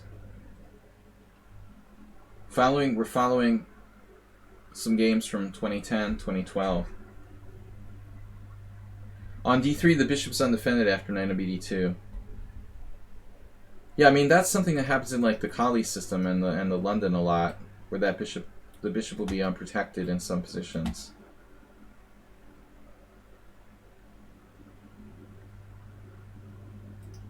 There could be a factor. So check c6. I mean, I guess this is the main line. Is white taking this pawn on e5? You sacrifice the pawn just to win it back. I mean, white sacrificed the pawn, win it back. But there's more to it than that. You know, when you look at this position, what's really important here? I mean, I'm analyzing this for the first time. I never played this line for either side. But it's not just about like I sacrificed a pawn, I want a pawn back. White is better because he has this power pawn in the center. And ultimately that should give him like a central advantage, which is subtle. There's also the fact that knight's out on the side of the board on a5. White's queen is awkwardly placed, compensating for that. But overall, you know, I feel like white has made some gain here. Basically, the power pawn on e4 gives him a slight advantage. Knight f6, castles, black to play. If castles, we're getting in trouble with like rook d1. White has the worst queenside structure. Bradley Bloom, it's his game. He's pointing out, on the other hand, white has the worst queenside structure. You know, theoretically you're right. White has more islands. But like in the Caro-Kann, these pawns are not easy to attack. It's a very common structure in like the black side of the Catalan, the Caro-Kann. Sicilian sometimes too. if those pawns were on open files, it would be a very different case, you know. But I mean, neither of those pawns is on an open file. It's not so easy to point to these pawns and say, hey, you know, they're like liabilities. Some chances of like blockading, but they're not that bad. So I kind of like, I feel like the central pawn on e4 is more important than the fact that white has those broken pawns. But it's close. Queen c7, white to move. So obviously bishop f4 is a move in some positions, but it's a double-sided pin, so we can do bishop d6 and turn it around. F4 looks kind of weakening, but also furthers his kingside majority. I mean, I would need to subject this to tactical analysis to really be sure who's better here. It looks like a lot of people play knight f3, allowing, you know, this pawn to be able to move forward, for example, later on.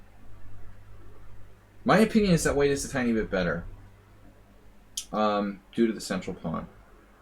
f4 is riskier than knight f3, but it also is more aggressive and furthers the advance of his kingside majority. Castles, knight's in the way. Interesting stats here, 5 games. Well, not much can be drawn from that in terms of conclusions. How bad does white weaken himself by playing f4? I mean, is the danger to the white king here going to be a factor?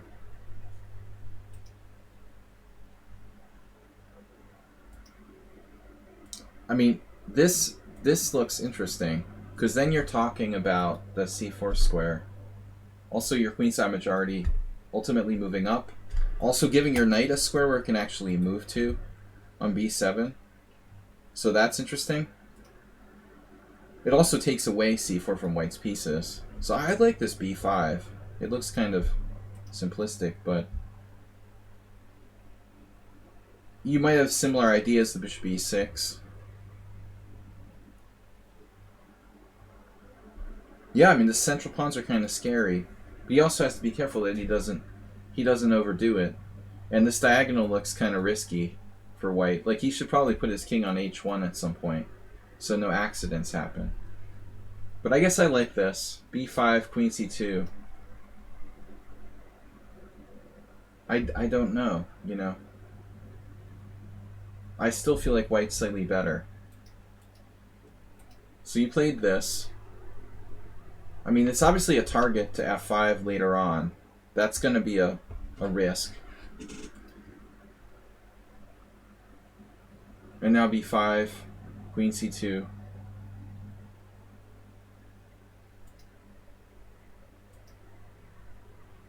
There's a game here where black played bishop c5 check. What's the idea with bishop c5 check? I'm not quite sure.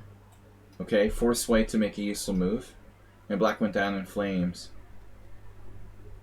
He ended up losing to Andreassian. But I'm not sure I like bishop c5, honestly. I still think you should play b5. I mean, ultimately, like, his queen might be better off there. Maybe you can play, like, b5, a6, c5, and try to play this, like Georgitis did, the big Greek.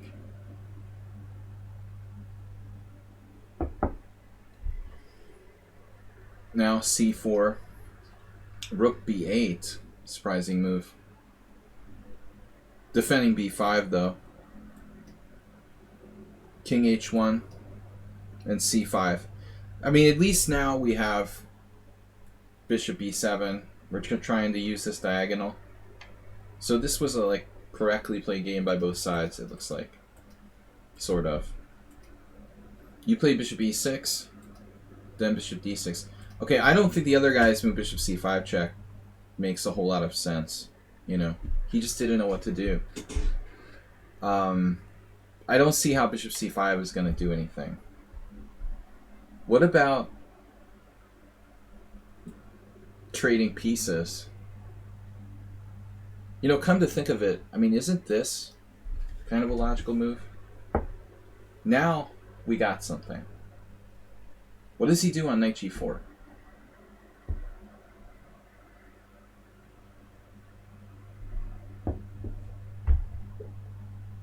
You have like less space, essentially, and I also think that your static advantage, the better pawn structure or whatever, is probably more usable if there's like less pieces on the board in an end game, in like a queen end game or something.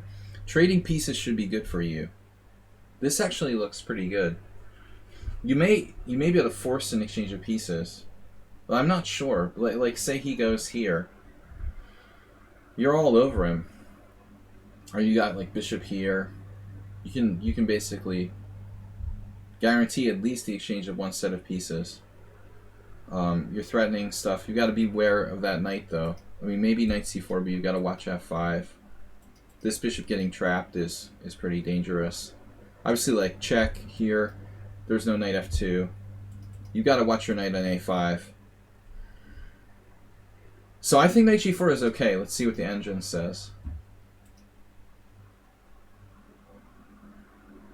Not even a top move. The computer is very patient here. Your move is top 2. Your move is top 2. b5 is okay. Knight g4 is playable. Knight g4, bishop g4. White is very slightly better, according to the engine, which I would agree. So this was a good move, but I wouldn't have the patience for that personally. I'm afraid your bishops are going to get attacked by these pawns at some point.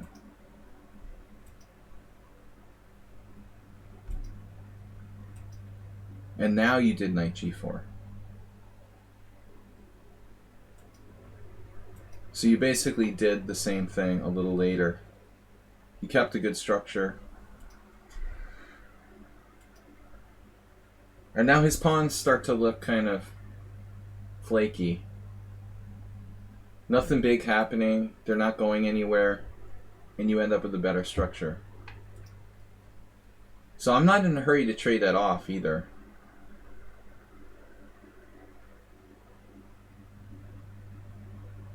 The Silicon Overlord hates knight g4. I was a big fan of it though. I mean, we're not computers. I mean, bishop takes f3, it looks like you're slightly worse after that. I mean, but you could probably make that exchange and be okay. His pawn majority looks kind of dangerous, and I hate this knight on a5. But I guess once we play c5, he kind of has a bad bishop too. But I guess I'd rather not, so let's do bishop f5 or something. Bishop f5, g4. Alright. Bishop e6. And now there's this monster under the bed. f6, anyone? If we could only play f6, everything would be okay. Now I kind of wish you had played b5. So you found the resource. This. And then what are you going to do? Take. And you give him your guy. Can we get this knight off of a5? Actually, cd was a good move. But now you can play like b5 and go for a blockade. Now you play bishop d7. That doesn't look right. But white's center is huge. Maybe you should play f5.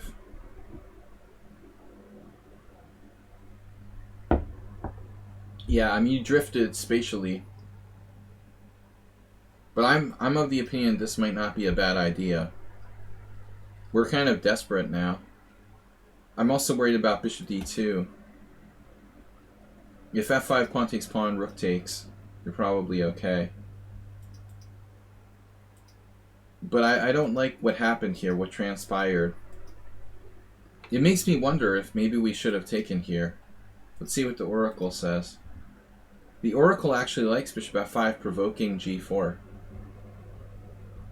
It's asking for trouble, man. This looks like, man, we're asking for g4. Poking the the giant. You got g4, b5, and then control of the e4 square. Requires careful calculation. Yeah, I probably would have played this as well. And now you were desperate. And now white's better. This blockade, man. You better blockade quickly. I'm on board with f5. I think we might be able to hold on. I know it looks dangerous though. This looks dangerous. I think we're in trouble. You never got your knight off of a5. Maybe you're better off playing b5. Let's just bite the bullet and play b5. And even here, maybe. I don't know if we can hold off his kingside assault, though. This looks pretty freaking dangerous. It's extremely dangerous for black. Like, even if you get this far, I'm thinking that duo of pawns is quite dangerous. Just winning. It's just winning, according to the engine. The best move is b5, apparently. But on queen c2, you have to find knight c4, which is a very surprising move. And then station your bishop on d5. Ah, the computer wants to blockade now. So you have to be very, very alert and set up a blockade before those pawns like wreck you. You just about hang on with perfect play. But after this, you're worse. After this, you're passive. And now f5, c5. The avalanche is coming. That's a massive avalanche. f6 is dangerous. He can't play d5 yet. But c4. I mean, I really want to destroy his pawns. If only our queen was protected. We want to destroy his center. Do you have another option?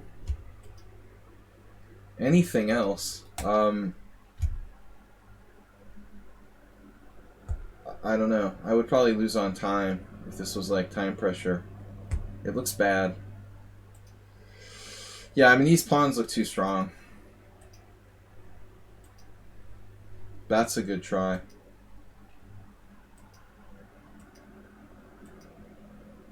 Yeah, I mean, you still might have a chance to survive. He gave you, like, white square blockade. It still looks very difficult. Knight, thank you. Knight is coming here.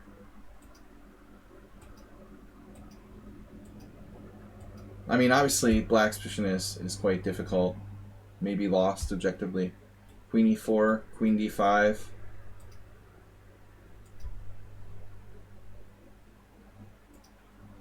Yeah, I mean, neither side wants to be in time pressure. But rook h1 looks funny. I would assume he, like, guards the second rank somehow. But your pawn is actually coming down. And now you're safe on h7. And now it's kind of like black's better. With that very bad bishop on f4. He also probably thought he was safe. You know, he couldn't lose.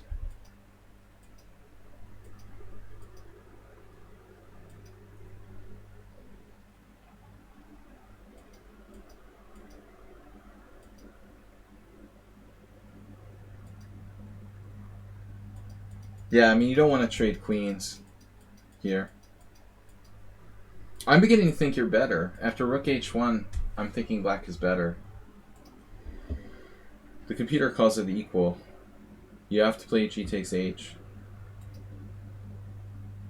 Queen g3. But I mean, practically speaking, you might even be better. I agree, it's not easy. I mean, this is a huge threat to play d5. But white's king doesn't look safe. As long as you don't let him play d5, I think you're fine. So like here, preventing d5. What is he doing? Rook e1 and e6? What's wrong with rook d8? White's better here. Wow. I wouldn't think it was that simple. I mean, maybe for a computer, but it's not that easy for a human. There's plenty of ways he can go wrong. But you needed to get your knight to like e6.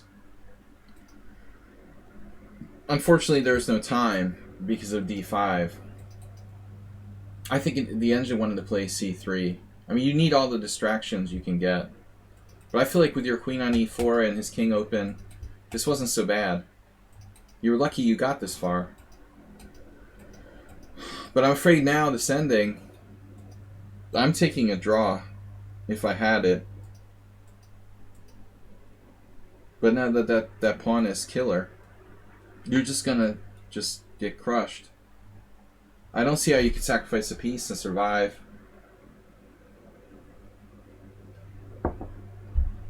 So you gotta push the pawn now, I guess. That's a slow move. You're getting mated on the H file. Oof. Yeah, that's horrible. I totally forgot he's actually mating you in ascending.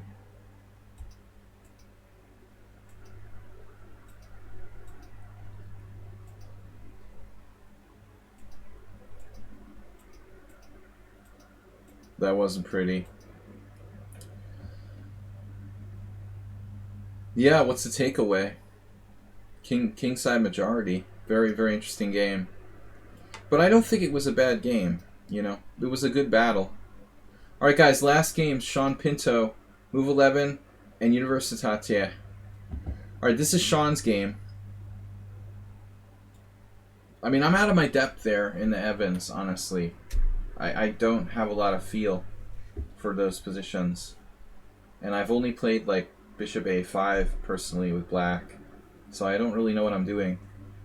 But, you know, the plot of that game, use the word plot. The plot of that game was about the center. The e4 pawn ended up, like, triumphing for white. Where is everybody?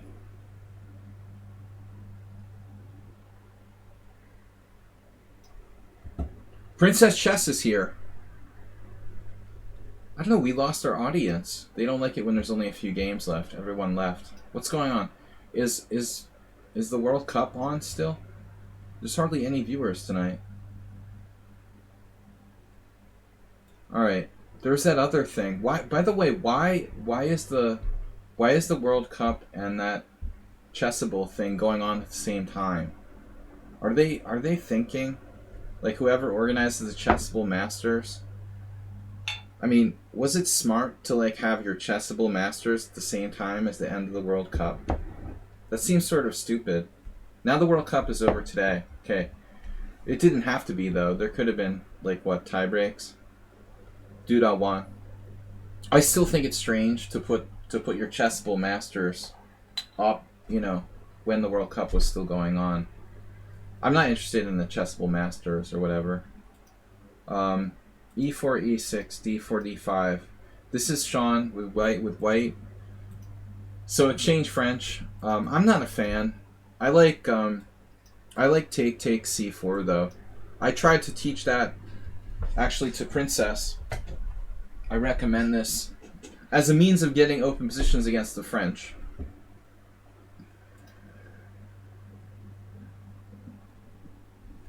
Clickbait. Congratulations to Duda, maybe the future world champion. He was certainly impressive. It was impressive, man. The way he beat Karyakin, too. I have to say, you know, extremely impressive.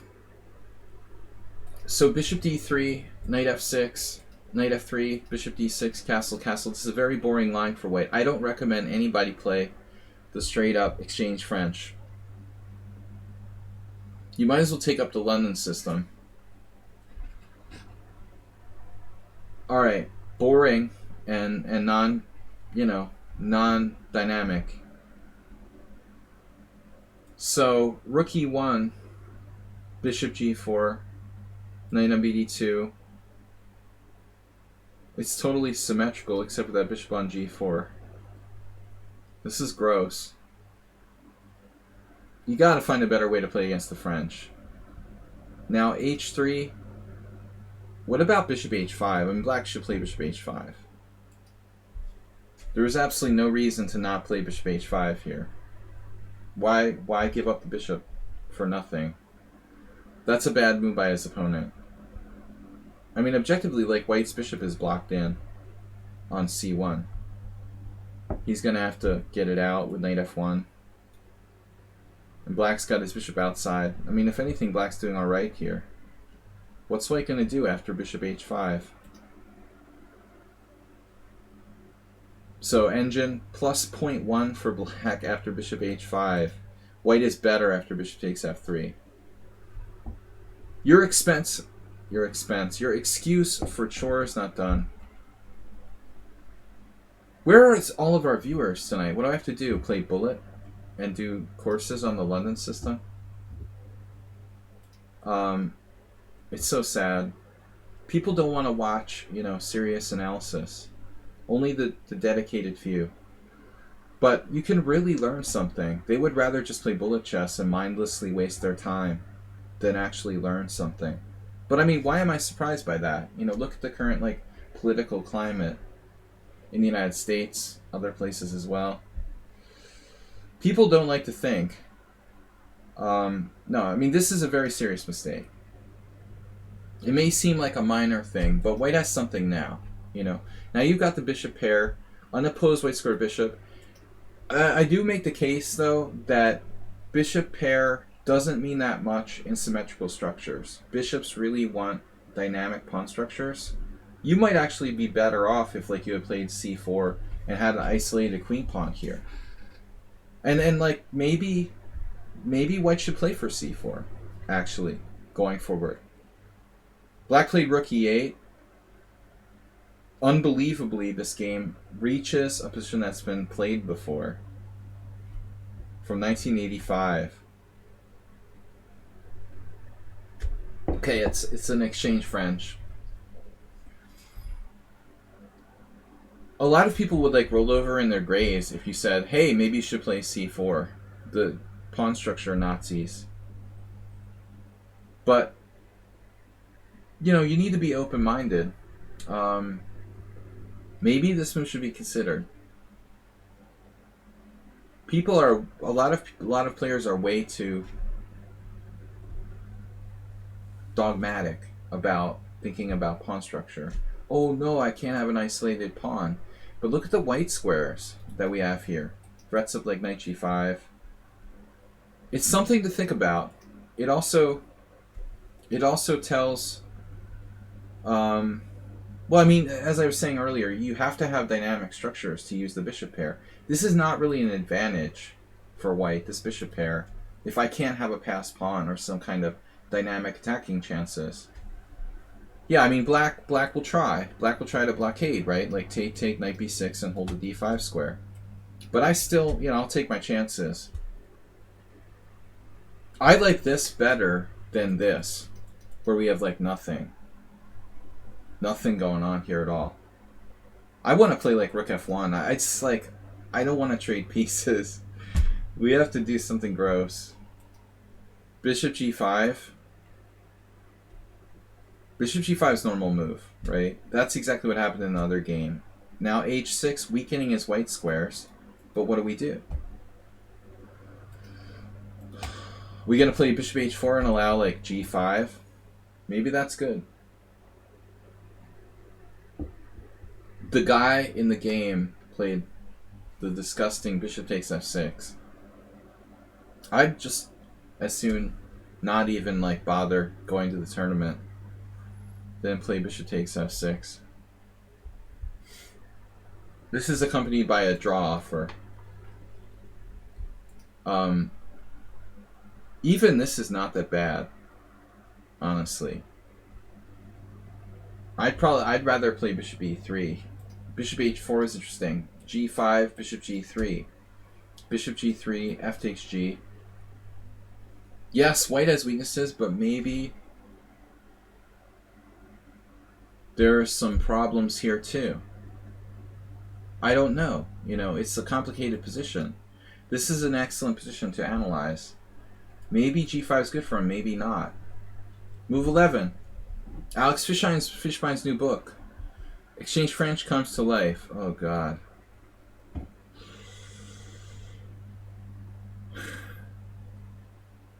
That's going to be like a bestseller on Amazon. Seriously, like if I want to be rich, I'm going to write a book about the Exchange French.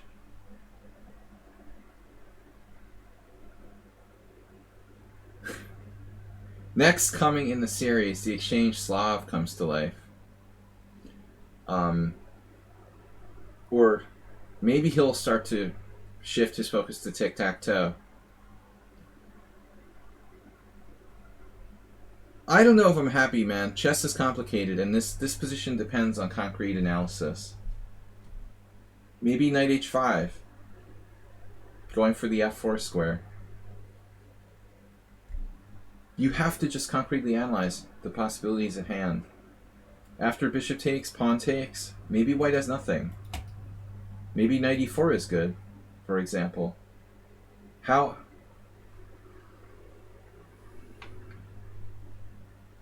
I'm not convinced. You know, he should seriously consider g5 there.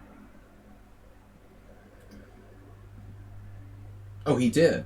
This was the game. I didn't even know. I do this so often. This is just my analysis variation. But you should also consider bishop e3. Not a ridiculous move. I was concerned about knight h5 playing for knight f4. And truthfully, I'm not sure what's going on, but maybe you have this. This is probably critical. Take, rook takes, defending the h5 knight.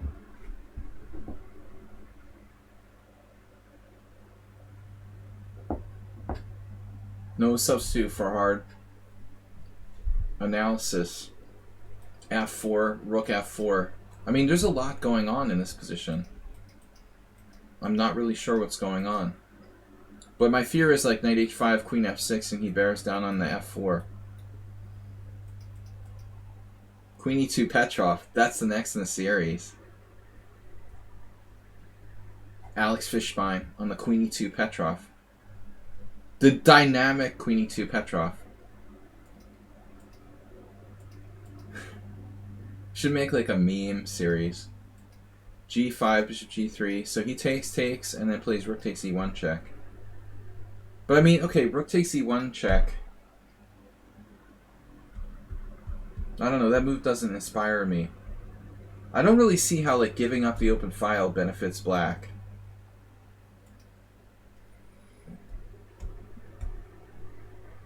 We have this guarded. We now have control of e5. We can migrate over here and then bring our rook over. I think rook takes e1 was like a major human sort of inaccuracy, like a lazy move. And then this is an accuracy according to the computer. But I see he's looking at this. But I think you got to go back to the previous move and ask yourself about this move.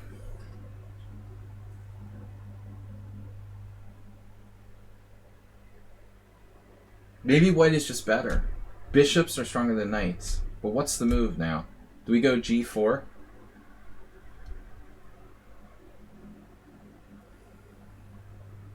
Do we subtly play king h2, hoping to get mated? Because I'm not real happy about this. I guess we have to play g4. What's the oracle say? This is the way to go. Bishop takes g3, f takes g... Oh, it likes rook e1. No. It's on the fence. It likes c6. It likes all the moves. I like knight e4. What's the problem with knight e4? This is it, man. You see? This is the spirit. c4. Dynamizing the position. Anyway, that's the right idea in spirit. Trying to create a more imbalanced position with the pawns. I like that. Anyways, alright. Take here. Now 95. But I'm not sure what are you getting with 95? Why 95? You need a reason to play that move. I'm concerned about queen b6. My first thought is queen f2. And if queen b6, we have like c3. But we do have to watch for knight e4. You could just play c3 and think about it later. But I don't get this move, really. Doesn't seem like you're really threatening anything. I'm worried about this and this. But maybe you have enough. You're going to sack your b pawn and then go to the f file with all your pieces. Aggressive move. It looks a tad dangerous.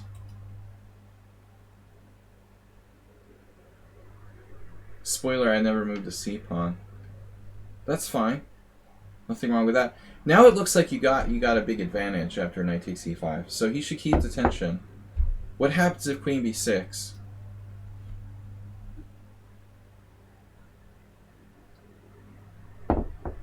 I want to know what the move is now. You might change your mind about that c pawn. I mean, you have queen f2, but I don't know, what that is.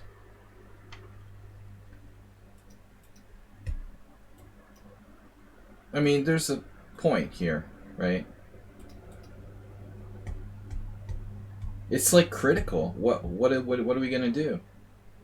Knight d7, queen d4 check, king h2, knight d7. Away as compensation. This is like absolutely critical. Instead, black played this, and it looks like after this, black's screwed, to put it politely. This seriously looks like a problem. Maybe I misevaluated. He's got queen b6 check. Maybe I misevaluated. Pawn takes pawn, but I mean, you've got to avoid the exchange of queens. Check, king h2. You're playing e6. What is he going to do about that? His king side is really melting down now. Like, his king is really going to be in trouble. Welcome, Dr. Tripchance. This is where we see the bishop's better than the knight. Now, things are starting to look good. So he missed a key opportunity. The question is, which way do you take? I mean, this looks like safe, but boring. But maybe it's good enough. He's kind of paralyzed. It's true. He looks pretty paralyzed here. I mean, how does he get his rook in the game and defend f6 at the same time? Okay, he has to play something desperate now. Knight d7 or knight e4. He can lose a pawn. By the way, if he's a smart player, he's got to be willing to do this. Be willing to, like, give up a pawn. Can you win this endgame? Probably you can. I mean, you're up 4 against 3 on the queen side. So here, it looks like black has to play knight d7, which is, like, grotesque. Queen here, attacking h6, and then your rook's coming over. So he's in serious trouble. And now what do? Is paralyzed. So rook c8, rook c7. Can't even do it. Black is in Zugzwang. It's absolute Zugzwang. I mean, you're threatening h4. Maybe g4 followed by h4. And black can't move. Game over. Here he could play g4. But if you play g4 first, he's going to play what?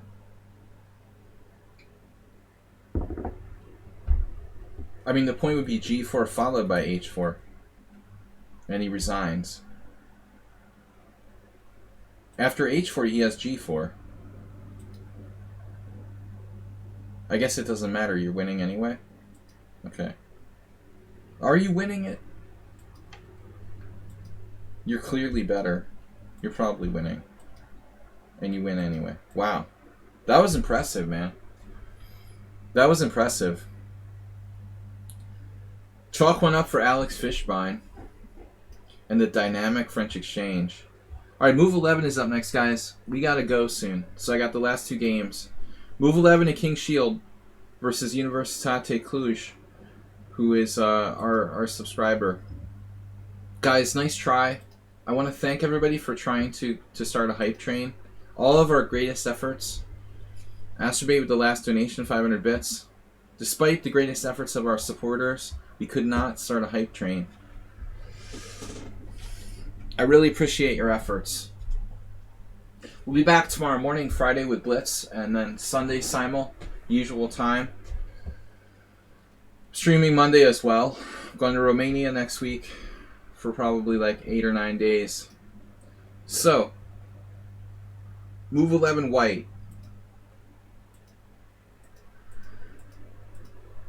The Sveshnikov. Verg.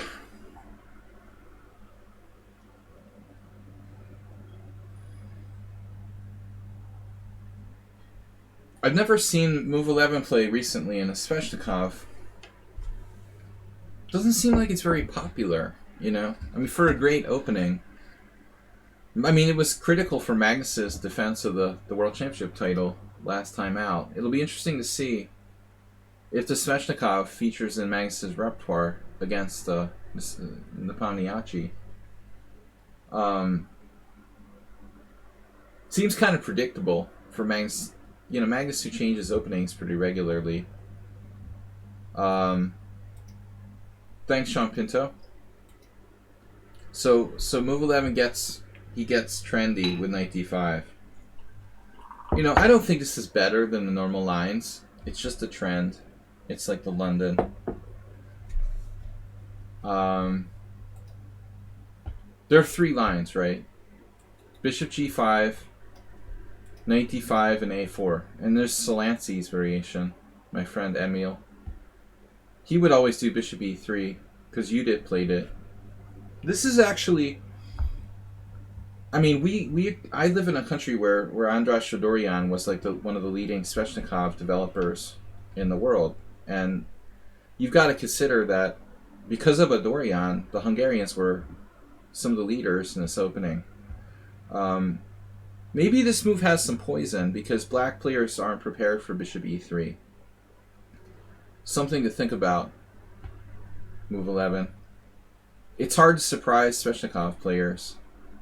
Emil had some good games with bishop e3. As an offbeat line. I've also seen this played. I played that jokingly. Looks like they're playing that. There's a Tom Zach game. Alright. But anyway, knight d5, take, knight e7.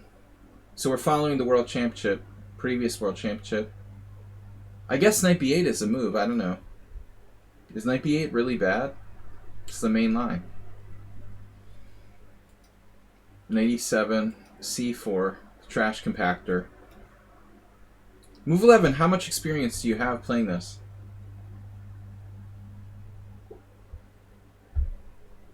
The problem with the position is that white has already had to trade a set of pieces.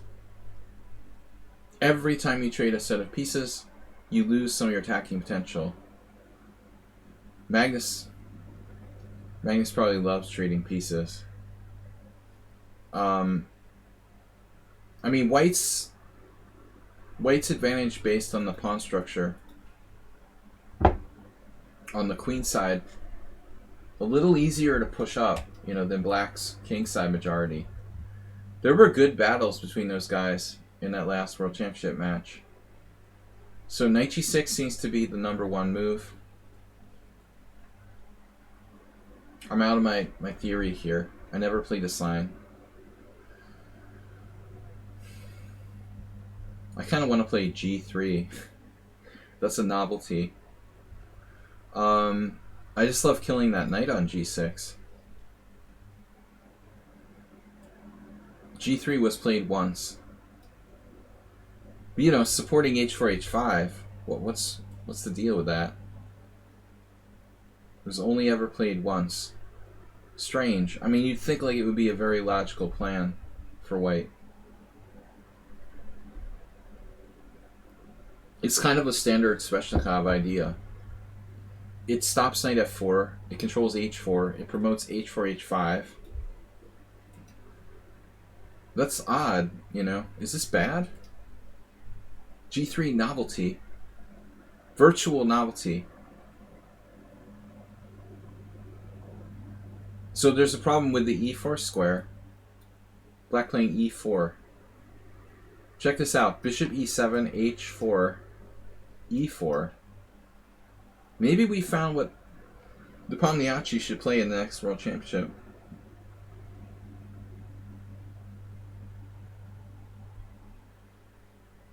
Anyway, it's like it's an original plan. I'm really surprised that no one's ever played g3, except for that one guy. I mean, queen a4 seems kind of artificial. That was played.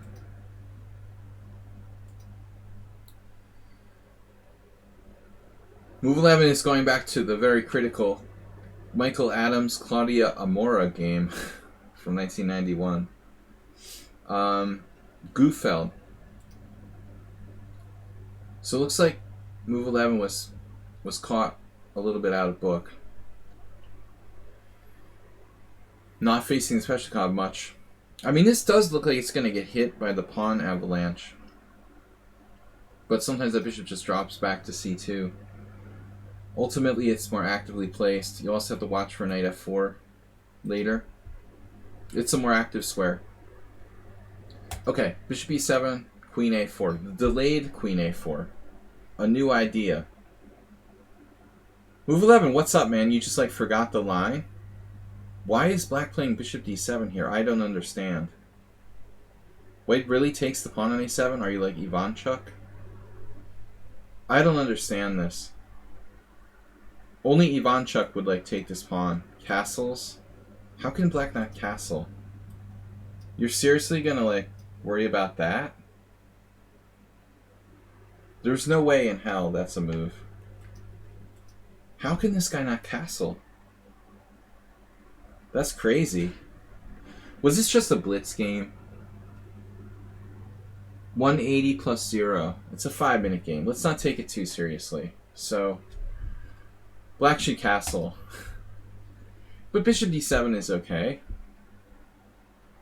I wouldn't bother, honestly. I mean, the queen is in a stupid square. Just leave it there. 3 plus 0. Thank you.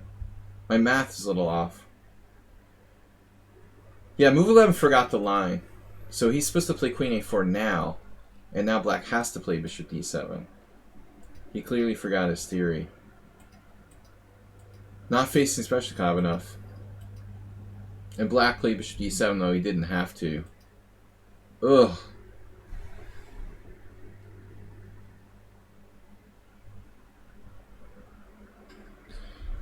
It's hard to watch. Bishop takes b5 check. That hurts. That makes me hurt deeply inside. Such a beautiful bishop. He played it to d7 without necessity, and then traded off for that knight on b5. Ugh, it's horrible. It's like a masterclass in the bishop pair now. Where's Schieberspieler? Yeah, this is awful. You've got the trash compactor and the bishop pair, and black can't castle. And you can like stick your bishop on f5. Rook f8, bishop f5. So we played knight f8. It's probably a reasonable move. Trash compactor on the way. Good move, g6. Wow, interesting move, king d2. I mean, I like centralizing the king, but maybe you should play for active like mating chances against him. Maybe here you should castle. Keep the rooks for the center. King d2 isn't bad.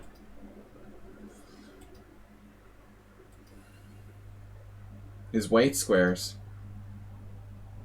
So now a5 is forced. Only move, in my opinion. Okay, he played f5, he's starting f4. But he needs to play a5, like, immediamente.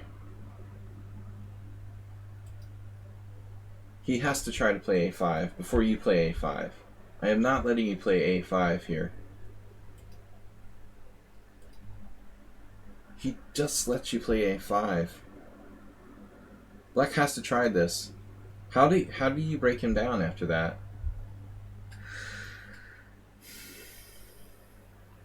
Maybe you still are. Maybe you're still. I don't know. Take. Rook b1. You're still better. But I don't see how he can let you play a5 like that. That's awful. So you should just take. You just take. Always just take. Galinchich says. This is obviously horrifying for black. And rook on the 7. You're basically winning. Peter doesn't agree though. Wow. Can't believe it. Black is okay here? I thought you're winning. Rook a8. Oh my god. And you can't play rook a1. And you're not winning. That's crazy.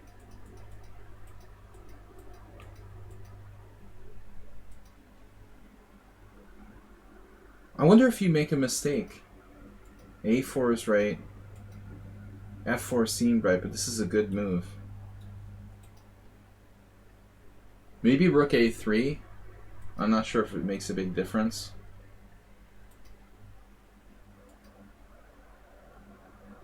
So now you need to play like rook b1, rook b3, rook a3 or something like that. Not to have to put the rook on the a1 square. I guess here. Preparing this and this. Now you're good. I gotta believe this gotta be close to winning for white. Very strong position. You took with the bishop on f4. You're not serious. If you take with the bishop on f4 in this position, there's a good chance you overvalue pawn structure.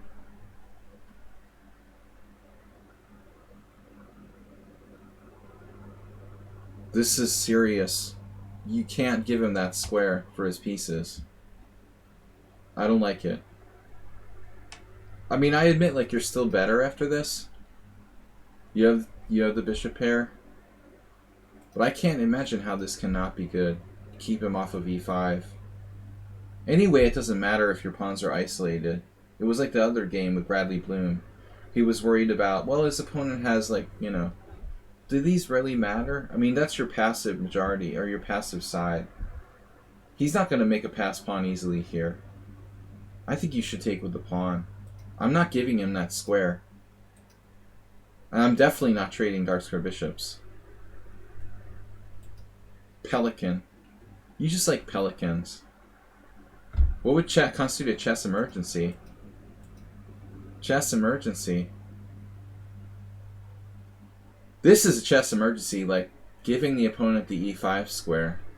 There's no way I'm doing that.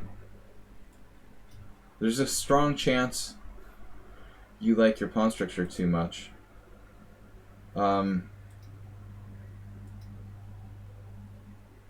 Yeah, no way I'm trading dark square bishops. So if you play this, he has f4. We're going to take whatever we get. I mean, it's possible we have to trade dark square bishops and we're still better. In some kind of, like, rook end game, you know? Maybe we're still better. We'll take what we can get. But not without a fight. We're still better, man. Bishop g5 check. And then what? Bishop f6? Yeah. And now bishop h6. And now bishop e3. Bishop e3. That's a lot of bishop moves. But you took his rook off of f8.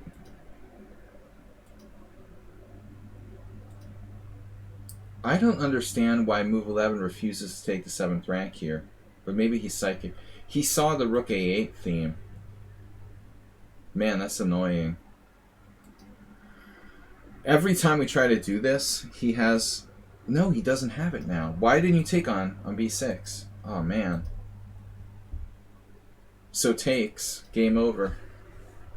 It's not game over, but it's good. I mean, take rook a7, rook e7. Yeah, it's still hard. You're playing Magnus Carlsen or something. I can't forgive you for playing this. This was bad. Taking with the bishop on f4 is unforgivable. Yeah, you have to take with the pawn. Well, he would still do the same thing, probably. But I mean, you're threatening to take and go down on the 7th the minute his king goes to, like, f7. This is great for white. Plus you have h4, h5 on the king side, by the way. Probably h4, h5 for black. Plus 1 point. Plus 1.4. Plus 1.1. Rook fe8.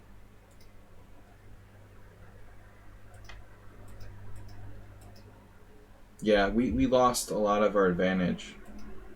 Ugh.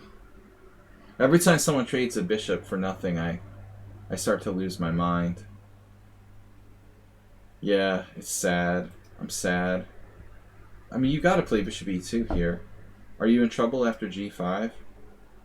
I don't see it. He's gonna triple up. Rook c7. He's gonna pile up on this. But we got the compactor. You gotta have faith in the compactor. You don't have enough faith in your compactor. Triple up behind the compactor, play like bishop e3. We're still pushing forward. Forget the A file, that's a thing of the past. Let him have the freaking A file, whatever. We're still... You gotta believe in your compactor.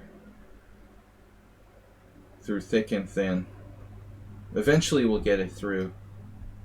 I don't know if it's enough, but I still don't think white can be worse here.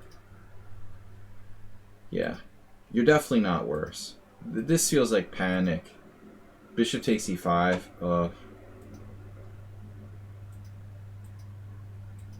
Oh no. But he didn't calculate. He forgot to calculate. That always helps. He just couldn't resist winning material with bishop g5 check. He's got to recapture, I guess. So move 11 was heads up. Take. Okay. What? You can take on a7? You can take on a7 with check. Even better. Dude, after rook takes a7 check, rook e7, I really don't know who's winning here. So let's say rook takes e7 check, king e7, king takes c1. Are you seriously lost? You're winning. Yeah, I mean, I thought this was going to be like a winning game for white after the surprise capture. Why not pawn takes a7, actually? Because that drops. But you got b5. Now he has bishop e3. Okay, can you do anything here? You're dropping that pawn, so you have to recapture, and then this. And this isn't enough. But this still might be good, like here. 3 connected past pawns, no problem. It's completely okay. Here. And black takes with this guy. But now the compactor starts coming into play. I mean, move 11, there's a lot of stuff going here he just didn't consider. Yeah, and he just laid down the exchange.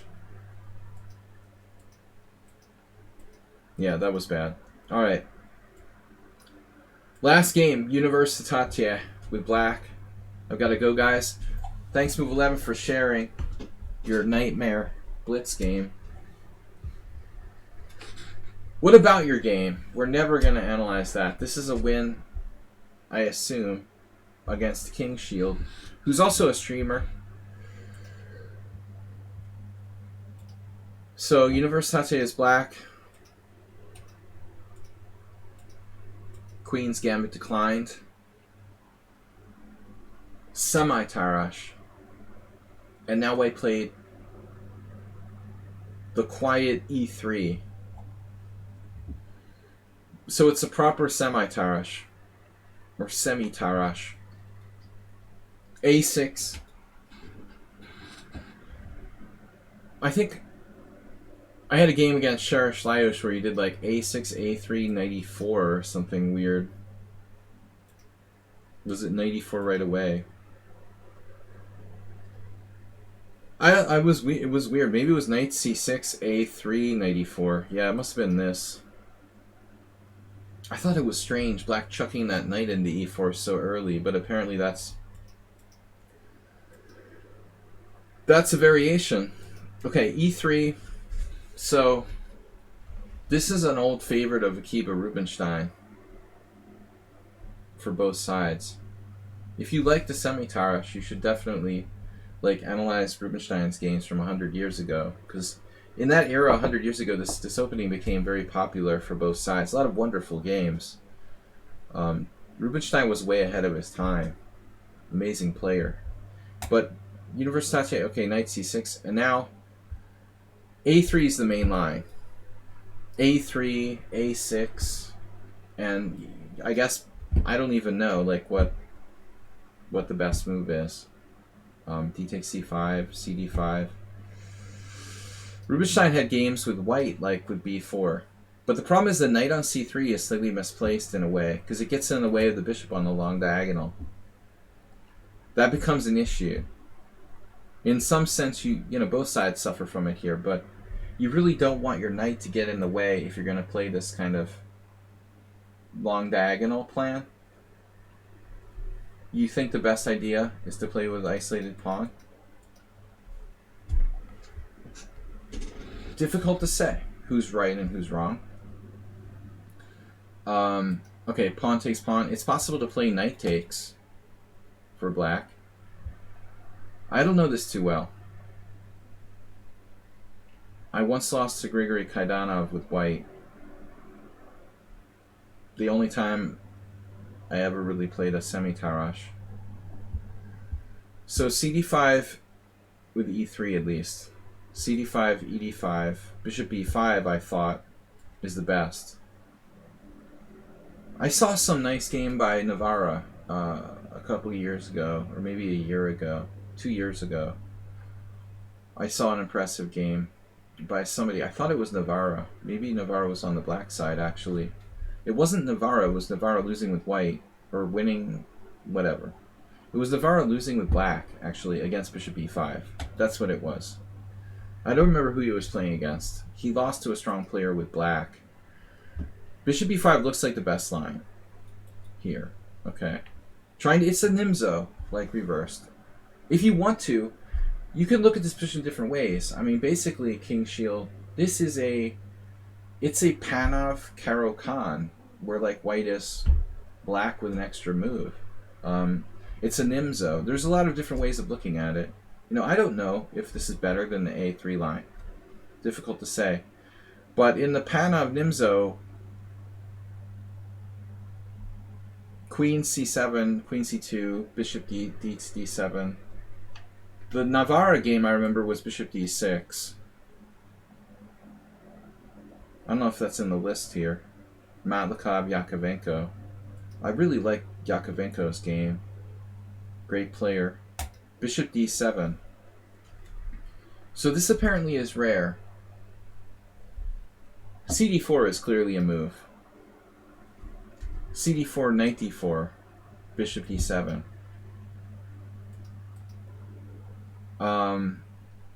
ed4 looks kind of lame. Playable. So right away, so this is inaccurate for some reason. What about like takes on c5? We can't win a pawn. You can't win a pawn because of like knight takes, queen takes, and queen a5 check, winning a piece here. But I'm just saying, that makes me wonder, you know, I mean, should you take on c5 with white maybe after bishop d7? Why is bishop d7 inaccurate?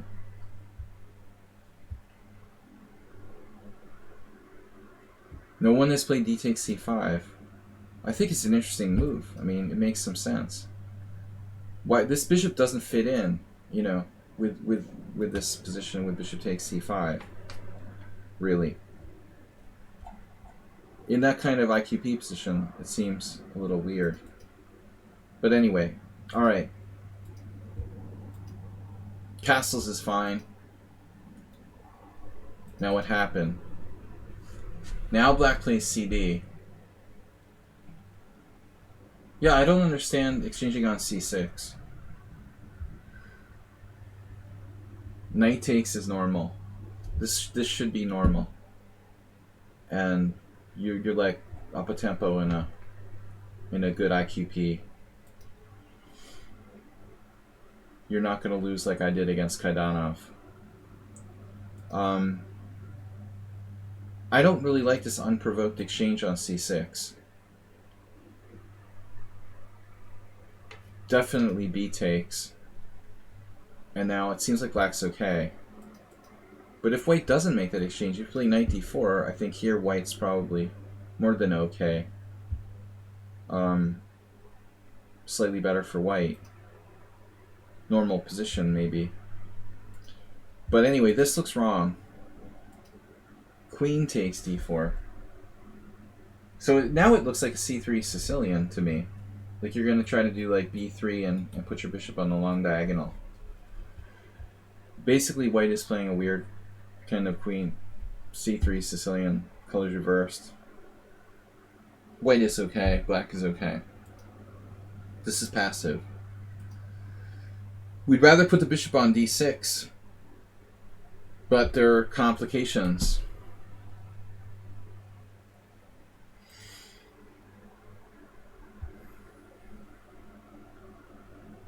I don't know. I much rather put my bishop on d6, if I can. Is e4 a problem? If it is, then it is. We're getting forked. Fork you. I mean, I don't know. It doesn't look great. So he went here. And now white can break with e4. You could do that, then c5. So you just go b4. Interesting. Freezing these pawns. I was expecting just simple like b3. I mean, if he pushes c5, it's his responsibility for the rest of his life to protect those hanging pawns. I'm not sure that b4 is good or not. It might be good. But it's certainly possible to do b3. You don't have to play b4. It's interesting. It could get undermined by a5. Is a5 a problem? I would be concerned about it. This is a fast game, right? You guys only play fast games. It's like 3 + 5. They're both speed demons. So, is a5 the bomb? Yeah, it looks like b4 was risky. So he probably should just play like b3. And white is fine. Normal position. This was risky. Castle ignored it. Now a3. But we still have a5. It's different. Maybe now white has time for bishop e2. So a3 is good. Here. Well, I mean, dynamically speaking, I don't want to necessarily trade queens. I think I go for a5. His queen is strong. You're right. And you understand your motivation in trading it, but we're alright. It's not going to mate us, and I think we need to try to take advantage of his one weakness here. This Polish pawn on b4. You got to try to break his pawn. That's the problem with white's position, the b4. If you play a5, all bets are off. If you don't play a5, he seems to have control. I don't think trading queens changes the position really, unless he takes and fixes your structure. He's not going to do that. I mean, if I were white, I would just play bishop e2, maybe. Or maybe knight a4, actually. This looks really strong. What would Akiba Rubinstein have done? Oh, man. No, I mean, I think after knight a4, black's in trouble. Black's worse. Knight a4, knight d4, and then white is slightly better. Still, it might... You can't play a5 now because of knight b6. I think we're in slight difficulties. So this is not a big deal. But we're not finding the right idea about a5. We have to break the pawns, or he's got this like grip on the position. This piece move isn't going to be enough. Yeah, now white is better. We're seriously... Oops. That changes something? Maybe bishop takes f6, right? He had it. But black played an interesting move, c4. So it's a nice little sequence. White played this, black played this, white played this, and then we have an answer with c4. Now both pieces are hanging, so we get the piece back. And black has a protected passer on c4. So this is going to save us from what was otherwise going to be a bad game. The pawn saves us. But I still think that black's Akiba was not playing for fun. Black's got a5. Still got to try this at some point. So now you could sack the exchange, but that's probably too much. I would consider it, at least momentarily. You need to consider this, like seriously. If we could get that pawn, I mean, let's say like here. If we get this pawn, we have this protected passer here. Let's just say rook d1, queen c5, queen b4. I mean, I think that black might be alright. But only a draw, objectively. We're not playing for more than half point here. After rook takes c5.